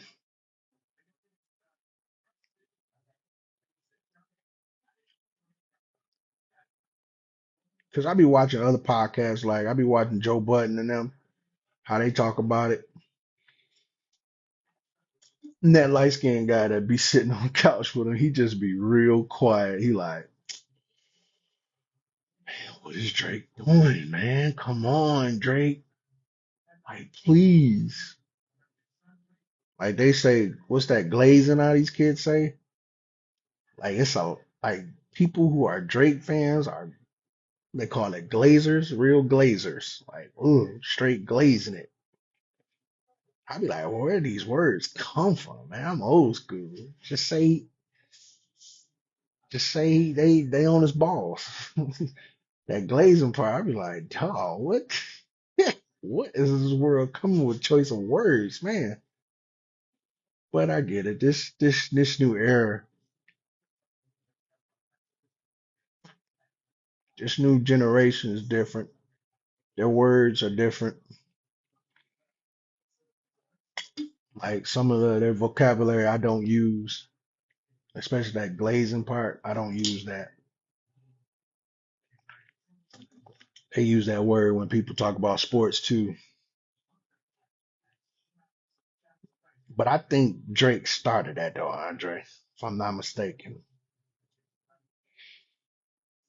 'Cause he did that one thing with J. Cole, and I guess supposedly they wanted Kendrick in it, but Kendrick never responded being in it. Then Kendrick was like, let me see what y'all say. And Kendrick like, oh, really? It felt some type of way.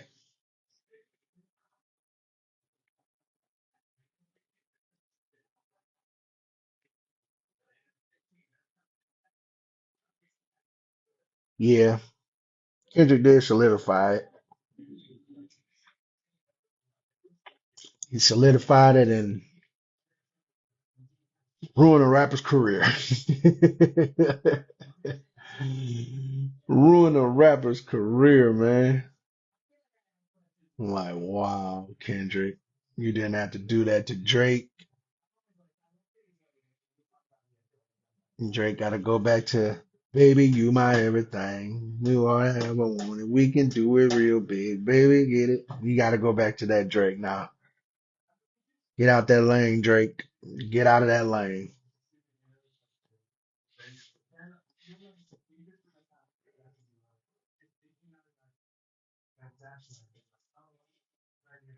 Say Kendrick was mad at J. Cole too and set him free. I think J. Cole set himself free. J. Cole said he didn't want none of that smoke. And I like J. Cole. I fuck with J. Cole. But yeah, Kendrick telling them anyone they can get it. Ice Cube gave Kendrick props. Even when they did that Kendrick and Friends and had Dr. Dre up there, psst, see that people. I'm like, wow, he brought up Dr. Dre. Mm-mm-mm. Like that beef brought up the whole LA, brought up the whole West Coast. Like, whoa, why did you do that, Drake? Why? I don't understand, man. Why did you do it, Drake? Shoot, it's ridiculous. It's crazy. We gonna see what Drake does.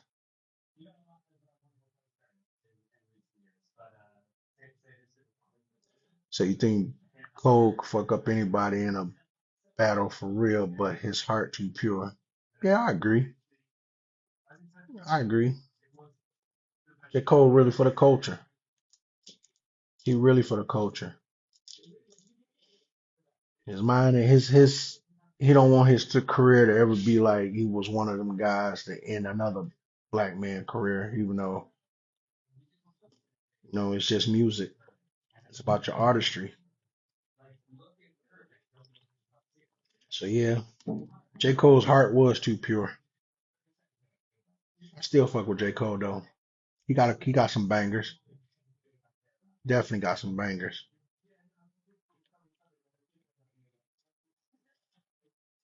Like if they would have had Drake versus Kendrick, man, that'd have been lit.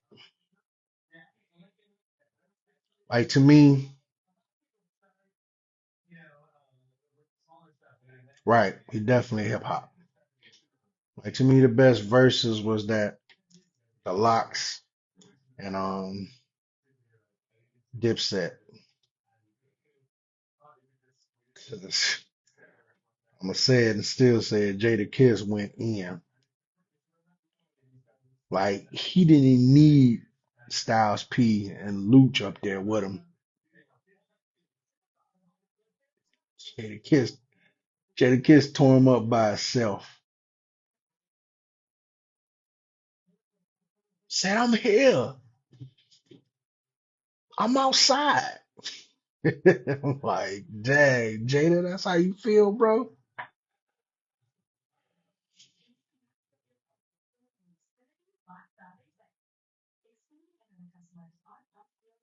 You mean the whole LA? Schoolboy Q, all of them. Schoolboy Q be like, Drake don't want no smoke. Drake definitely don't want no smoke. On that verses, you have to put that in a neutral ground. A neutral ground. You can't hold it in LA. You can't.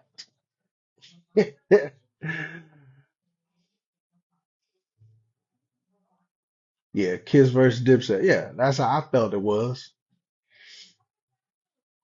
Because Styles P and Luce was just like this all day. That's all they was doing.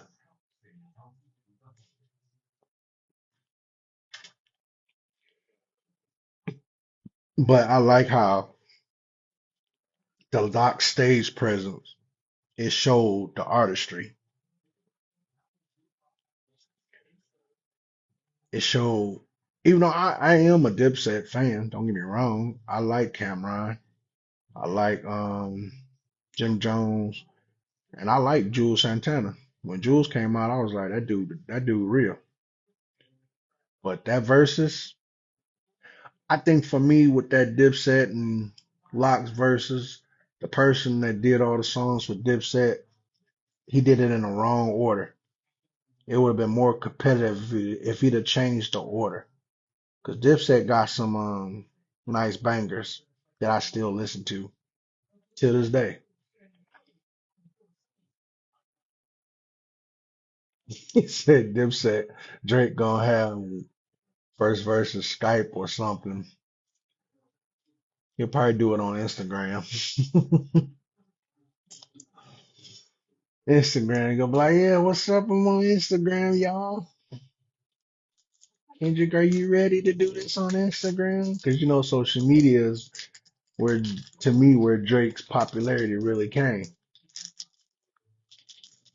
Drake, he attacked the social media aspect. I got a lot of people. Social media.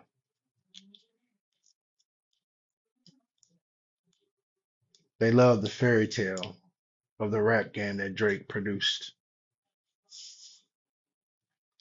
I ain't gonna say it, but yeah, I am gonna say it's a fairy tale for me. You know, because now it's like, do I even listen to any of Drake's stuff now? No. In the beginning, yeah, but now, no, I don't. And then Styles P made a good point. He said Dipset was nice, but they got more club music, where the locks were more for the streets. It's true. I agree on that one. I definitely agree with that.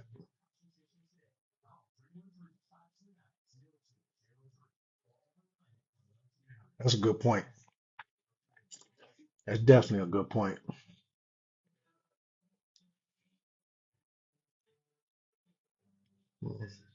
But I think if the Locks would have made a better stage presence too on the stage, it would have been better for them too.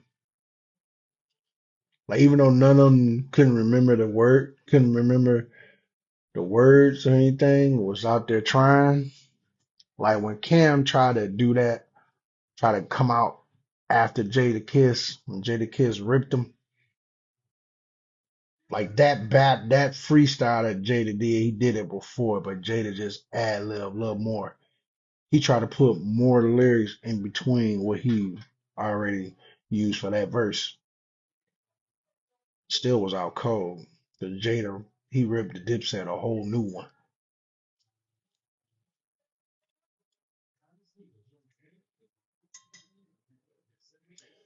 To be on my second cigar,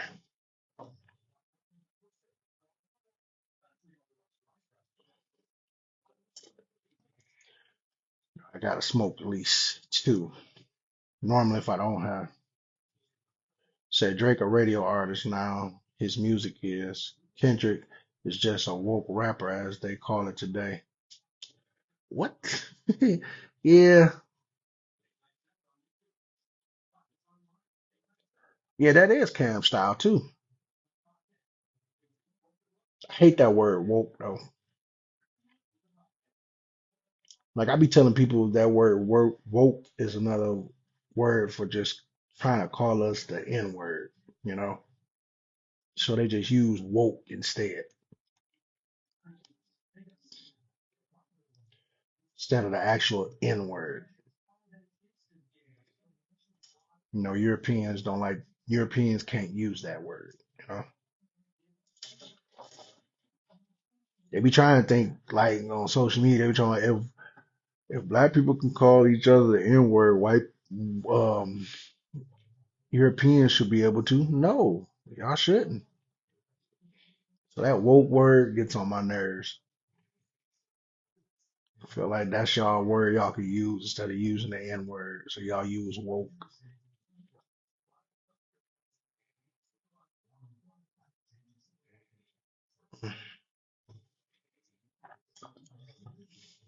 So who's gonna be?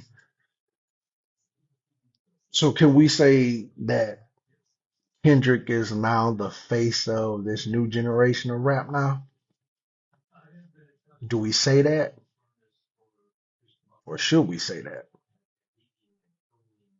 Yeah, it definitely is a conscious rap. Definitely is, and I like it. I like it because Kendrick is basically rapping about what's going on in the world. Something that Public Enemy used to do. Something that Ice Cube used to do. Who else used to do that? Tupac, Talib Kweli, and Common. Yep, yep, definitely. I mean, I like it. It wakes a lot of people up to make them realize what's reality and what's fairy tale. Like now, a lot of people are in the fairy tale. I want to make millions of dollars and have this type of women, and have all these cars. Well, really, don't people don't understand the contracts of the rap game. In order for you to get that type of money, you got to keep producing. You got to keep putting out album after album, which what Drake was doing.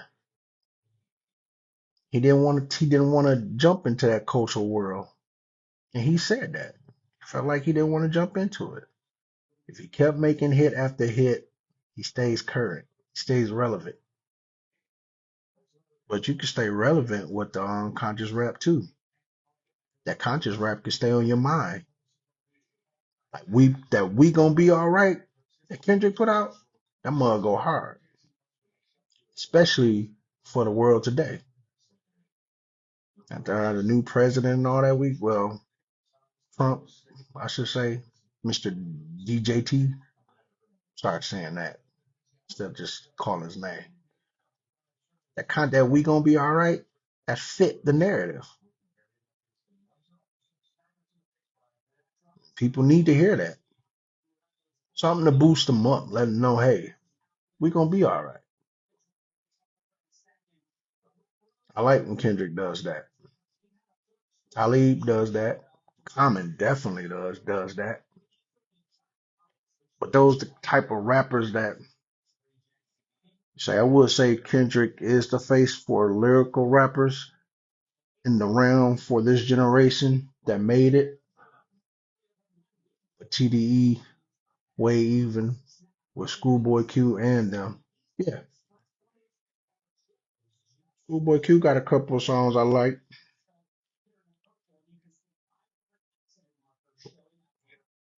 Collard greens one, I like that one.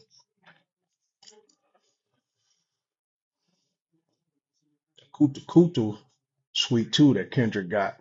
I like that. I like the beat. Got that old school beat. Mhm, mhm, mhm. I like that.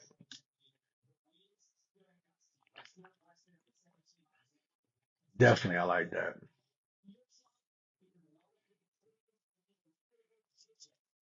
Yeah, that is the TDE way. That West Coast, that West Coast beat. I'm gonna lie, I've been playing a lot of, and I've been banging some what's the name stuff too. YG. I've been banging some of his stuff too. Cause I forgot YG and Mustard they came in together. I forgot about that.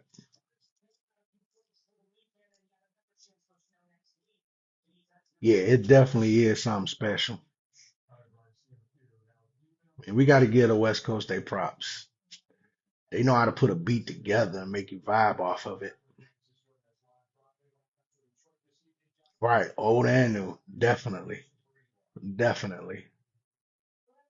I mean, we gotta give homage to Dr. Dre. He started it, the old and the new, putting it and mashing it together. That California Love, everybody was on that. Him and Tupac put out a great one. That like just put Tupac over the roof. Even though Tupac was that dude with that double album, like I think my favorite Tupac song was No More Pain. Got Devontae on the keys. Dun, dun, dun, dun, dun, dun, dun, dun, dun, dun, dun, dun, dun, dun, dun, dun. Like, whoa.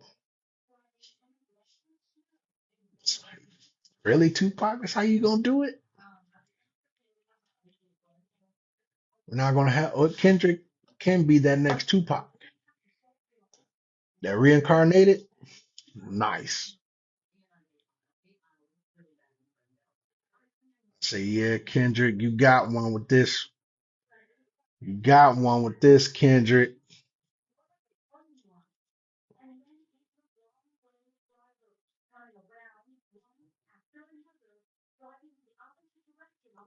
Yeah, YG is straight gangster. He got that one song that tooted and booted. I like that beat. Doom doom doom doom doom doom doom doom doom doom doom doom doom doom doom. Met her in the club, saying what's up. Took her to the crib. Knowing about the. I was like, okay, YG, I like that. Yeah, Pac and NWA, they man, they and Ice Cube too. Yeah, he did show his versatility. Like I be telling people, the number one this song was No Vaseline. Ice Cube just tore a new or Ice Cube just tore a new butthole in NWA. After they try to shame Ice Cube for getting out the group, Ice Cube said, God damn, I'm glad y'all set it off. I got that on my iPhone. I always listen to that. I don't think anybody has ever gotten a beef with Ice Cube. Like I think people was like, I don't want that smoke with Cube. I don't. Why? NWA broke up just cause of Cube. Cube was one of my favorite artists too. I ain't knocking him on him, you know, saluting Trump. I like him as an artist. Besides his political aspects, I like him as an artist. Some of the stuff political wise, I don't agree with Cube on, but I like Cube as an artist.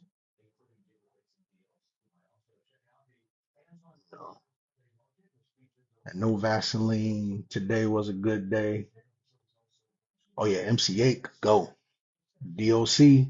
If DOC would have never gotten that accident, man, we've been hearing more songs from DOC. Snoop is Snoop. Shizzle my nizzle.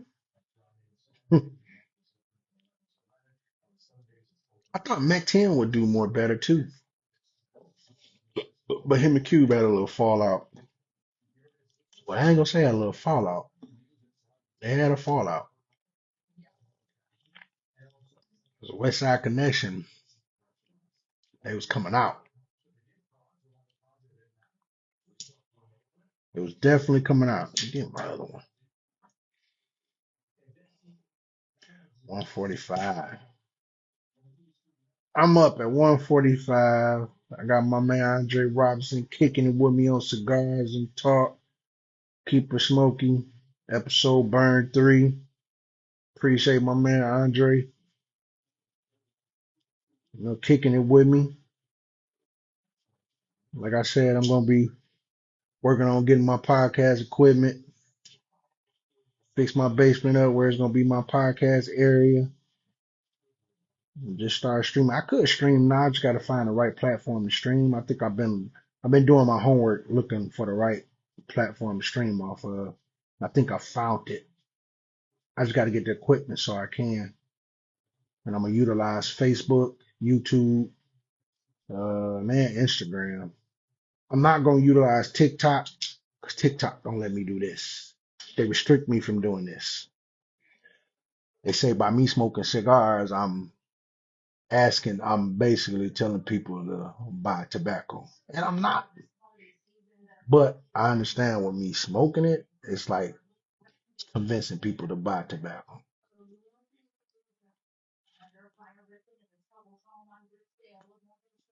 I don't agree with it, but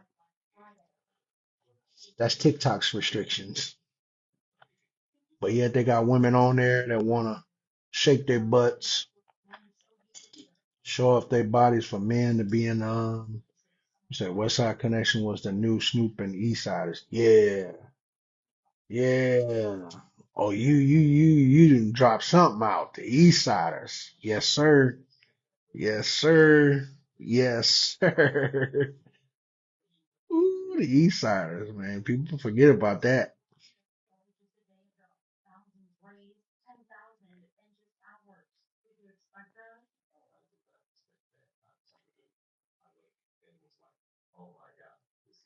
I'm on my TikTok shop. Yeah, right. I do that. Then my then my page will be banned. uh, then my page will be banned. I can see you a music head, bro. I gotta keep putting you on a live now. Episode Burn 4, I'm gonna have to be like, with my guy Andre. Let's get it in. You and Jack Tripper, y'all be dropped. Jack on the cigars, you on the music thing, yeah.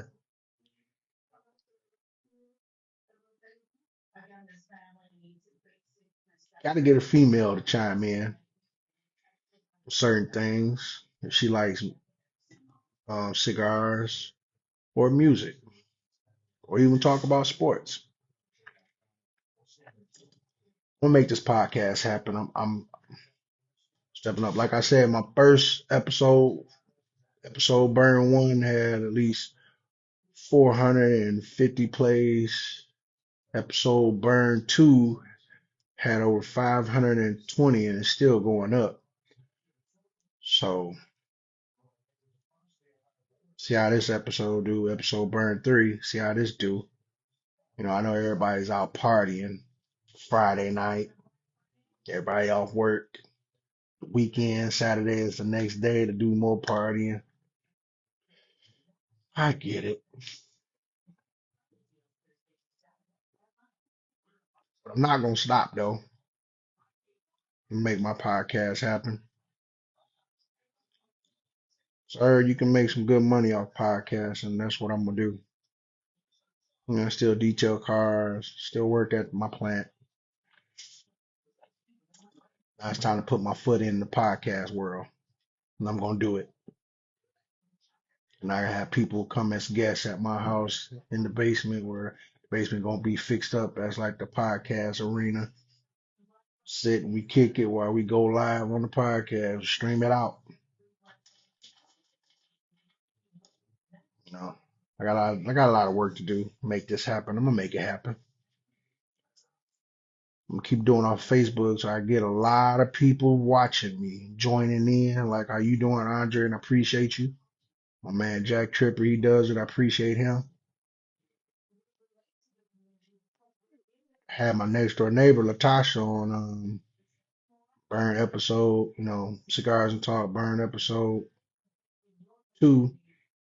That's the one that's doing like what 500 over 500 plays now.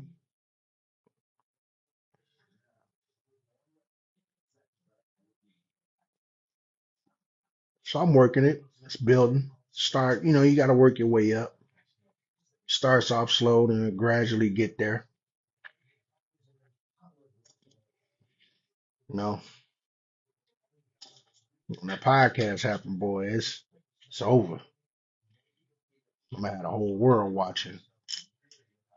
Get me a laptop, make sure whatever topics I want to talk about. I just like how the podcast world is. Yeah, say making progress, just stay consistent. It'll pay off in due time. And podcast is a nice $1 million industry to get in. Just stay relevant and interesting. Yeah, definitely. I'm definitely gonna keep doing it, man. Definitely gonna keep doing it. I don't ever defeat myself when I jump into something.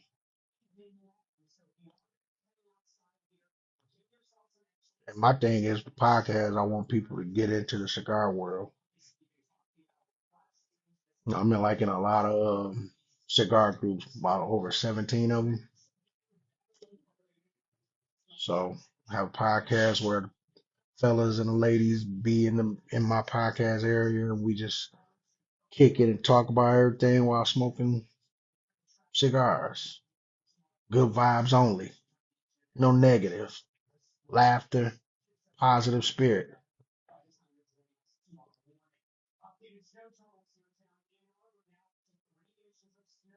Well, shoot, man.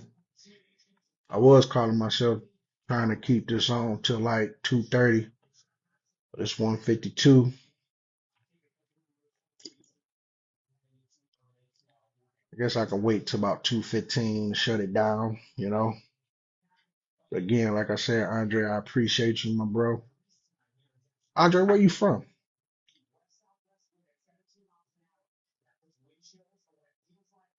Wait a minute. You did say Sacramento? Or was that when you used to stay in Sacramento?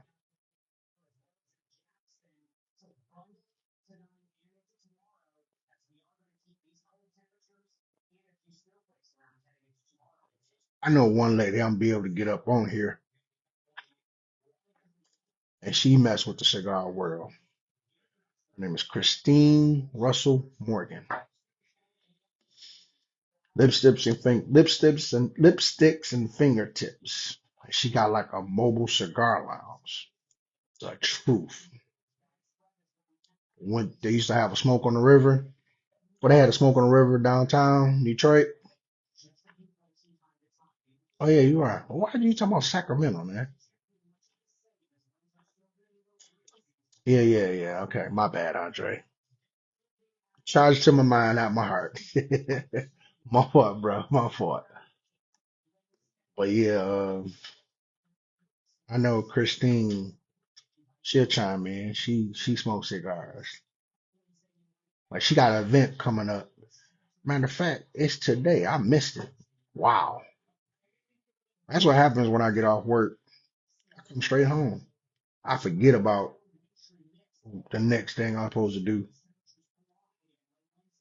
Definitely, I forget about it.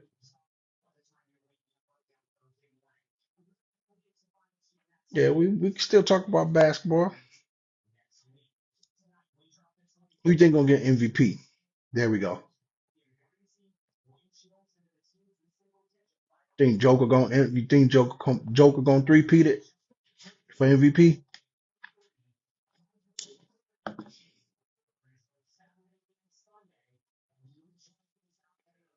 Let me see what Andre say.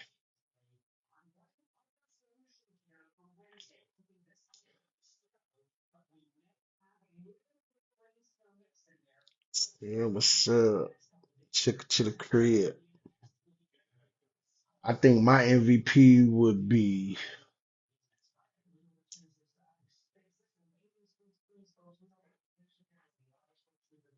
I'm gonna have to say I think Joker might get the MVP again. Here's why I say that. Joel Embiid, he's hurt. Giannis, he don't got Middleton really helping him out, and it's just him and Dame Lillard. And Dame Lillard can have an off night any given day. But Joker, he's been consistent. He's definitely being consistent. What you call LeBron soft, man? I knew that comment was gonna come up. He's saying, nah, they might give it to Bron, soft ass, but I hope not. No, I don't think they're gonna give it to LeBron. If they give it to him, they'll give it to him because of the fact it's 22nd season. They thought old age would hit him, but to me, he's still playing better than some of them young cats. So I know you feel some type of way when I say that, Andre.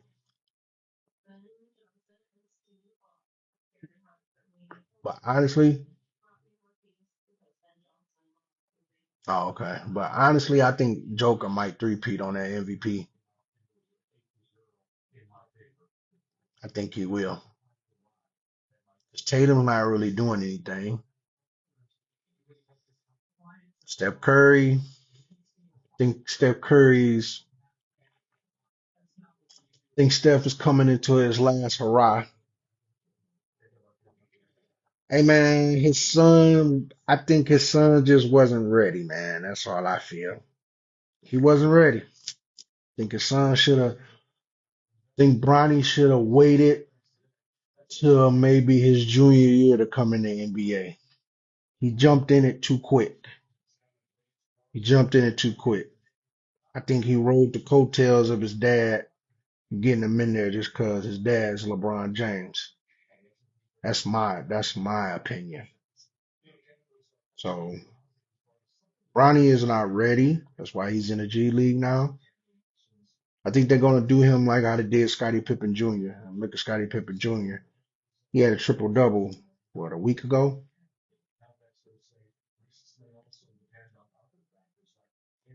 No, I agree. He's not ready. He's definitely not ready. I'm just gonna say the hype put him in the league.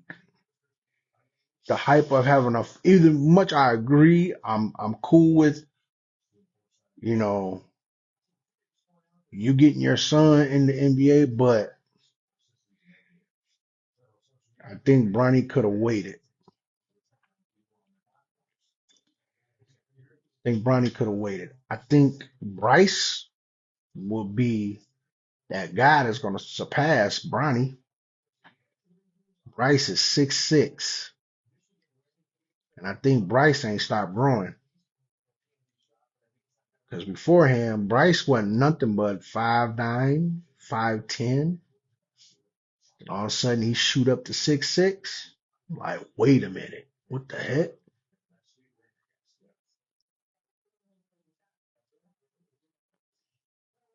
Plus, I think Bryce is not trying to, you know, getting that do that LeBron James legacy thing. Bryce is for himself. Bronny, I think Bronny jumped on it the way where he know that the power and the structure of his dad has in the NBA and get him in the league. Even though to me, when that draft happened, I didn't see nobody that was worthy of getting drafted. A lot of them players now, I felt like should have stayed maybe 1 or 2 years. And that's just me. Think about it. They said you had to. Now they made it where you got to stay 1 year to go to the NBA. And then after that to come off a cardiac arrest too. Like you needed time, Bronny. You needed to at least do 1 more year or your junior year.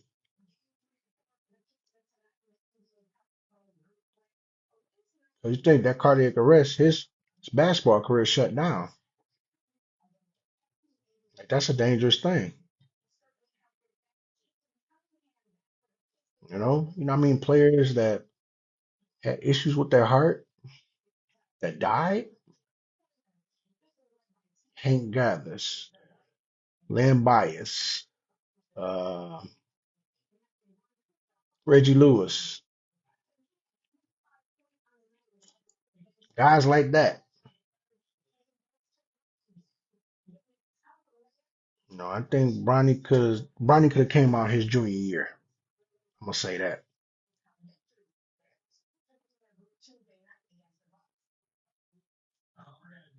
I think he'd have been more ready to come out his junior year than his freshman year. Because his freshman year he didn't really do anything at USC. Then to me, I think USC was not a good choice of a school for Bronny too. Could have went to a better, like some a powerful school where he could develop. I think USC wasn't really developing him like that. I mean, the only players that come out of USC uh that was ready was a came out of USC that then James I think James Harden came out of USC if I'm not mistaken. Did he? No, James Harden came out of Arizona. Yeah, Arizona State. I want to say. I think. Yeah, my basketball knowledge is there, but I'm like as far as wise players in college, I'm trying to remember what players came out of certain schools where their schools helped them develop. Like I think if Bronny would have took himself to Ohio State, getting that Big Ten would have saw a better Bronny.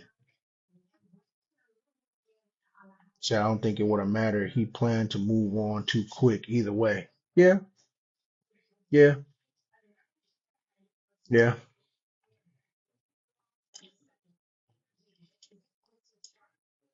And because in at that high school he went to, he really didn't do much.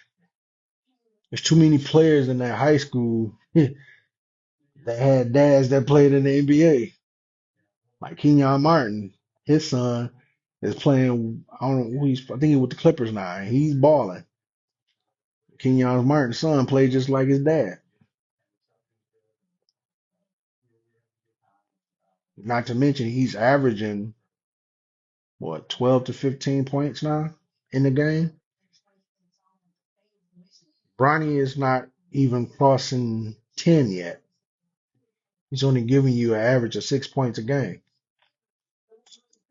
6 points a game, 2 rebounds a game, 1 assist, 1 steal. Stats like that don't keep you on the team. And look at him now; he's in the G League. They want Bronny to develop. Yeah, I mean when you're in the NBA, you're only averaging 6 points to in this generation where teams are putting up 120 plus. You got to at least come in the league, at least ready to put up at least 15 a game. Because then that can put to me, then that put you into that rotation. So that coach can look down the bench and be like, okay, Ronnie will give me, yeah, G League's basically it's not really a red shirt. It's considered like that, but the G League is for guys to develop their game. It's like Siakam came out the G League. The guy from Houston, he came out the G League. And both of them won championships. But their game progressed and matured in the G League. It's a lot of players that came out the G League and their game has progressed and they're playing on NBA. They're playing on NBA teams now. Just because with the help of the G League. The G League pretty much is a good league where it matures players, helps players develop their game better. I give props to that. Now WNBA needs something like that. There's a lot of players, a lot of girls on their team that can go but need that development. Even though most of the women who come out of college, they're coming out of college all 4 years.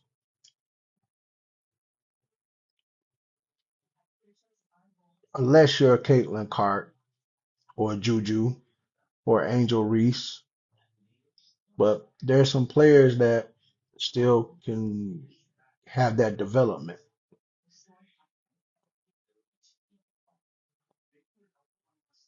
Like the young girl from South Carolina, that guard, John Staley got, she gonna be nice.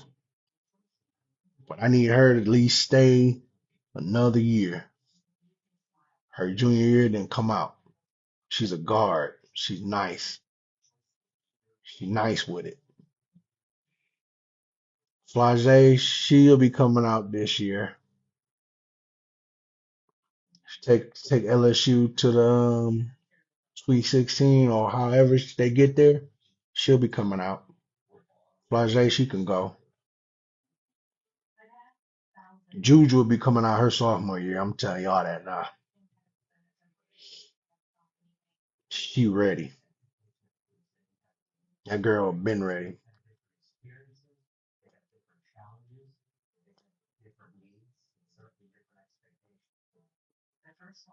Who said, hold on,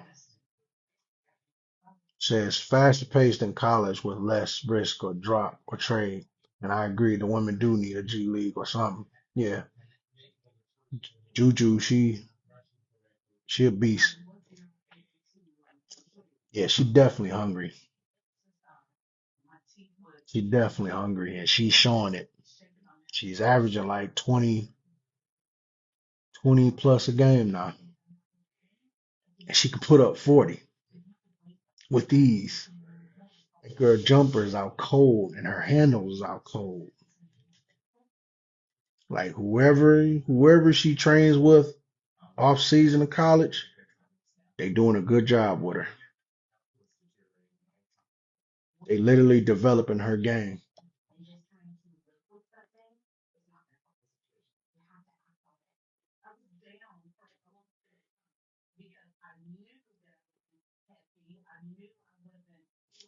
Juju could take Bronny's spot. Well,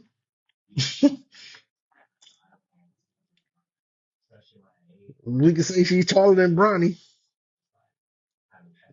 Because all of us thought Bronny was 6'4", but he's 6'1". Man. But I'm gonna tell y'all how they do it in college. Because I went to college. And when I got to the college, I went to a JUCO. And when I got to a JUCO, the coach was like, how tall are you? At that time, I was, what was I? I was 6'2", 6'3", 6'2". And the coach was like, raise your arm up. So I did like this. I raised my arm up. He said, all right, you're 6'7". I said, what? No, I'm not. And they had me on the stat sheet 6'7". I'm like, I'm not that tall. But I played like I was 6'7". Had a couple dunks in college here, there, and there. Remember, I missed the alley oop on the 7 footer. I was so mad about that. I wanted that one. And that 7 footer, he got into the draft. It was a community college called Barton Community College. They were #1 in the KJCC league. That JUCO league was nice. I ain't gonna lie. A lot of cats I know went to Detroit that played in that KJCC league. They said that JUCO league was nice. I could have went to Schoolcraft, but Schoolcraft had so many talented guys from the D. I was like, nah, let me go somewhere else. I wanted to get out of Michigan.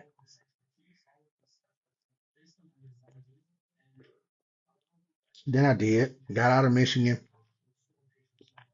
went to Colby Community College my freshman year. Did well my freshman year in JUCO. Was like the top 6 man in the JUCO league coming off the bench. Yeah, everybody went to craft. Went to community college, top 6 man out the KJCC Community College League. I was averaging like what 15 a game off the bench. Then I could have went to UAD, but I ended up going to Northwood thinking I would go there and get straight on the team and play, but they redshirted me. So I got mad. So when they redshirted me, I caught myself playing the intramural league at my school. And when I was playing this league, I was busting their ass, dog. And the coach was watching me. The coach asked the assistant coach, "Who is he?"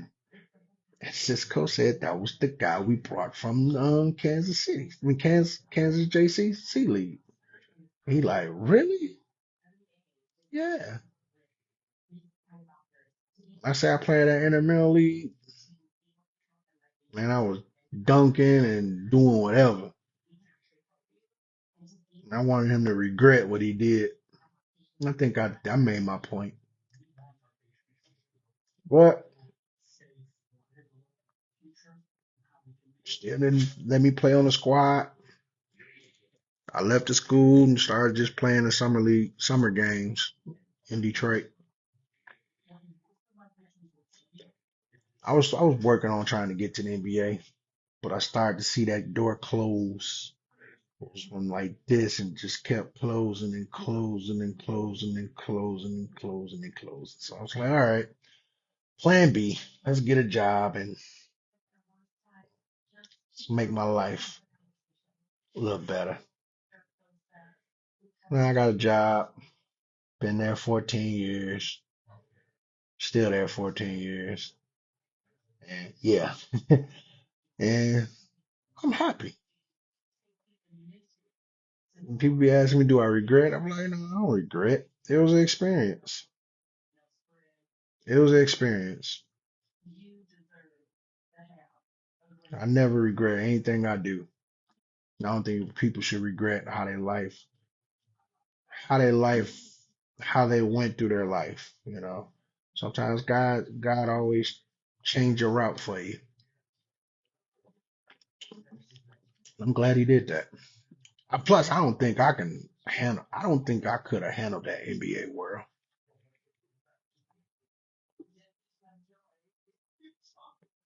Yeah, I definitely took a chance.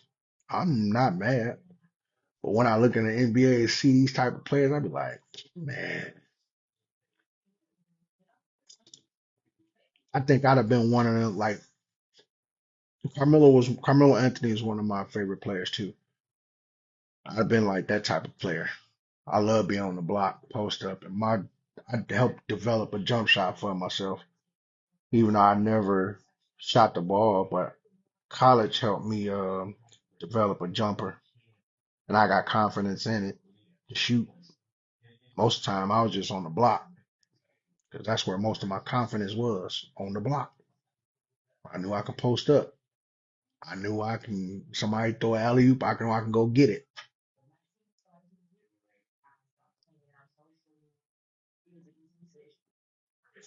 But I'm not mad. I'm pretty much happy. I am. Now I can sit, try not other avenues.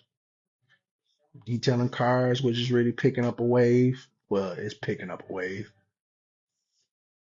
Oh yeah, Grant Hill was one of my guys too. I love Grant Hill. That move he do, I used to do it a lot. I used to watch his game and like when they have leagues somewhere in the city, he used to do the move all the time. Do that one move, drive to the lane, and dunk on somebody.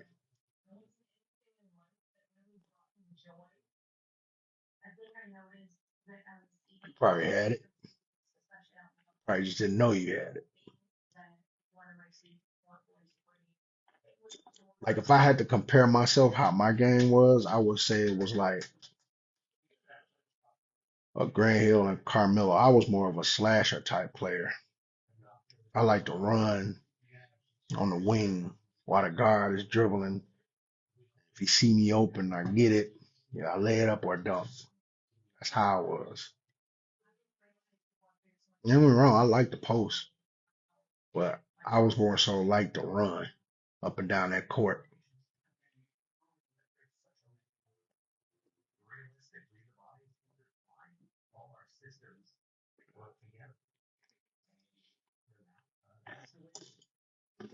Oh, forgive me for doing that on live. I didn't mean to spit in that bottle. Well, shoot, man, Andre, man, it's 2:16, so I'm going ahead and end this episode of Burn 3 of Cigars and Talk, keeping it smoky. I appreciate Andre for coming on here, kicking it with me. You say, no, I didn't. I couldn't play D like Rodman. I could play D like Rodman and block like Ben. Hey, that ain't bad. Trust me. That's not bad at all, bro. Somebody who's a rebound like Rodman and block shots like Ben Wallace, that ain't bad. Guys like that, I love. I be hyping up like, yeah, that's what I'm talking about. Like I can name players I played with. Shane Battier, play AAU with him. Of course, he's one of the guys out of our crew that got a championship. I played with Rashard Phillips. The offense was trash. You stupid. Rashard Phillips to me, who I think was one of the coldest guards I ever seen. Um, who else I played with?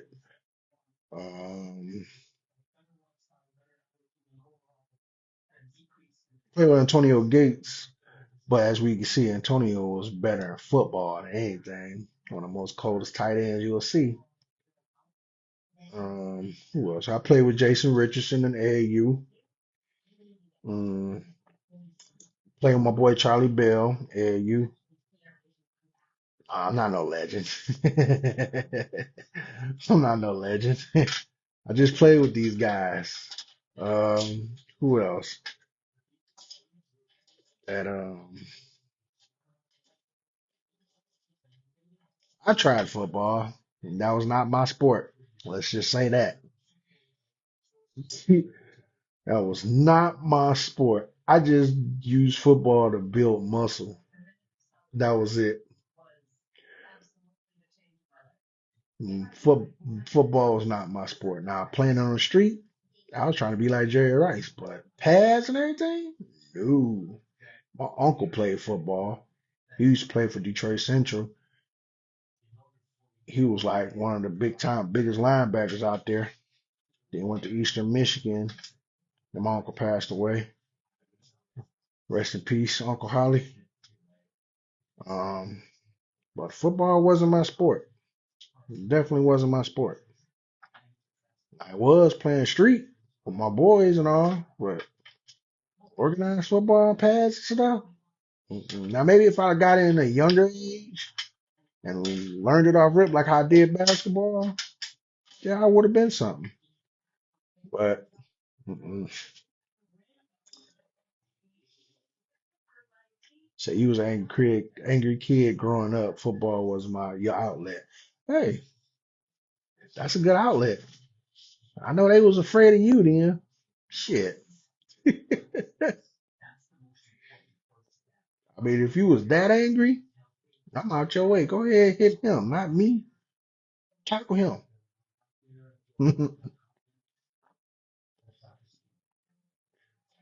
Yeah, basketball was my outlet. To dunk on somebody, it's like the greatest feeling ever. Now, I ain't gonna lie. So as I am now, I miss dunking. But now I'm like 289. I ain't dunking nothing but a Oreo cookie and some milk. I'm doing 360 with that Oreo, throwing it off the cup. If I get myself back in shape, which I know I can, and try to see if I can defeat Father Time, then I can still do some damage. But playing with these young kids, I'm not playing with them. I'm looking for a 45 and up league where I can grab the guy and say, hey, hold on, stay back court with me, bro. Let's kick it. You tired just like I am.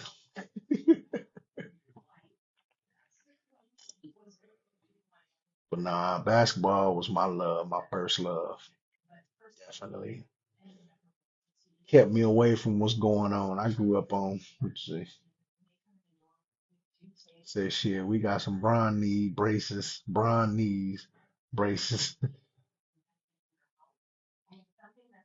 Have you jumped up? Trust me, man. If I dunk at the age of 45, boy, that'll be my highlight of the day. I ain't gonna lie. I caught it all a one time at when I turned 40 and couldn't believe it.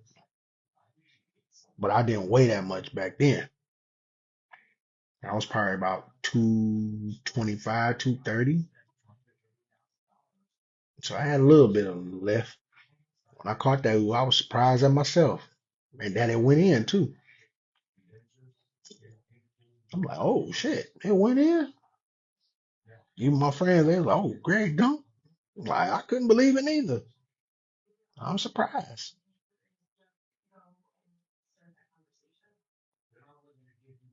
But then once I got older, it was time for me to retire. The only thing I play is pickup. And normally I retire at that so quick. Once the tip ball come, I do the jump off. All right, come get me. I did my part. I ain't gonna lie to y'all. I got friends that tell y'all that, yeah, Greg could go. Now I just go right home. So when people be like, Greg, you gonna come hoop? Mm, it all depends if I'm tired. Definitely.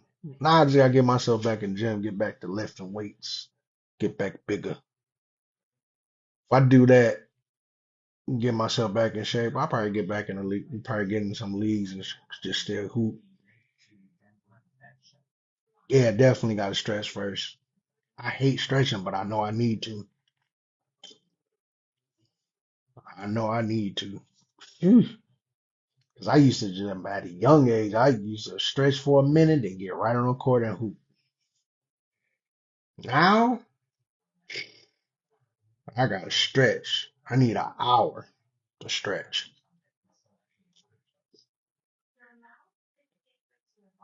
Do like that Phil Jackson, that Zen and stretching. I need that. Then I'll get on the court. Yeah, definitely. We too big. Ugh, definitely we too big, bro. For real. Well, shoot, man. It's 224, Andre. About to get off my Facebook podcast. I appreciate you, y'all. My man Andre kicked it with me for cigars and talk. Keeping it smoky. Burn episode 3. Episode Burn 3. I'll probably do tomorrow. It all depends on how I feel, but I'm going to stay consistent with it till I get everybody on this boy. So, y'all have a good night. Club is all letting out. Wherever y'all at, y'all drive home safely. Andre, I appreciate you again. Hope you see you tomorrow. I'll alert when I'm going to do it tomorrow or not. But I get with you again, bro. This G Sky here, Cigars and Talk, episode Burn 3. And y'all know my tagline. Y'all know what I always say. Keep it smoky. Peace.